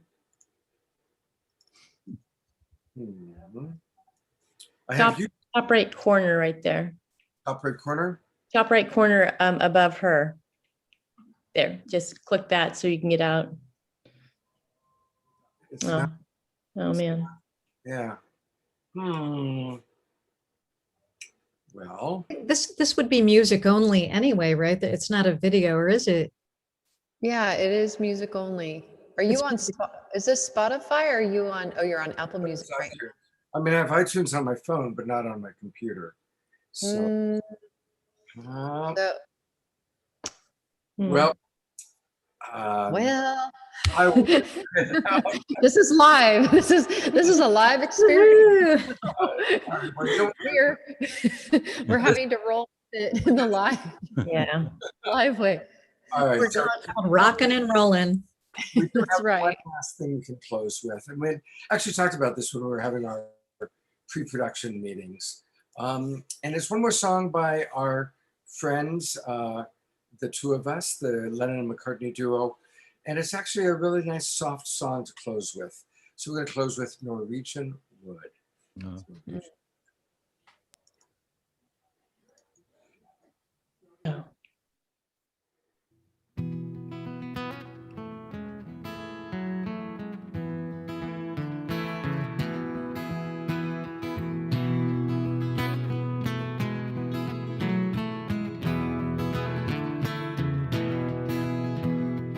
I once had a girl, or should I say, she once had me. She showed me her room, isn't it good, Norwegian wood. She asked me to stay and she told me to sit anywhere. So I looked around and I noticed there wasn't a chair. I sat on the rug, biding my time, drinking her wine. We talked until 2, and then she said, it's time for bed.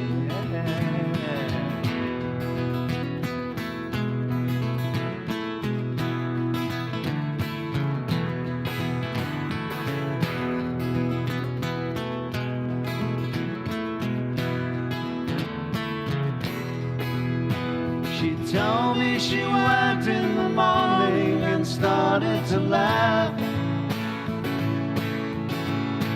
I told her I didn't and crawled off to sleep in the bath.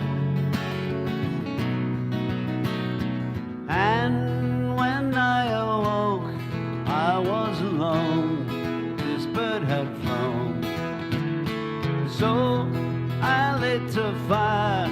Isn't it good, Norwegian wood?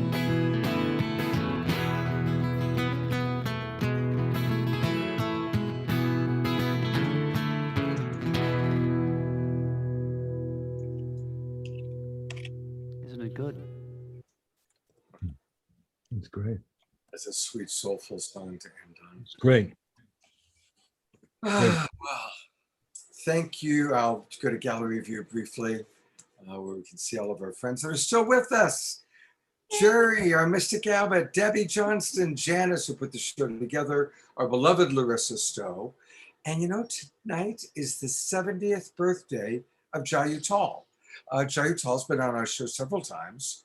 And we actually invited him to be on tonight's show. And he said, Scott, it's going to be my 70th birthday. So happy birthday, Jai. We love you very much. Looking forward to sharing the next 70 years with you. And thank you, everybody, for watching. It's been a beautiful show. If you manage a team, you should be using Monday.com. If you... I have no idea what that was. Is that you, David? After hours. We're talking after show. Listen, it's like 3 o'clock in the morning in the East Coast. I have to go to bed, like it says in the song. You know. I'm not going to burn the house down. You know. I've got to get some dinner.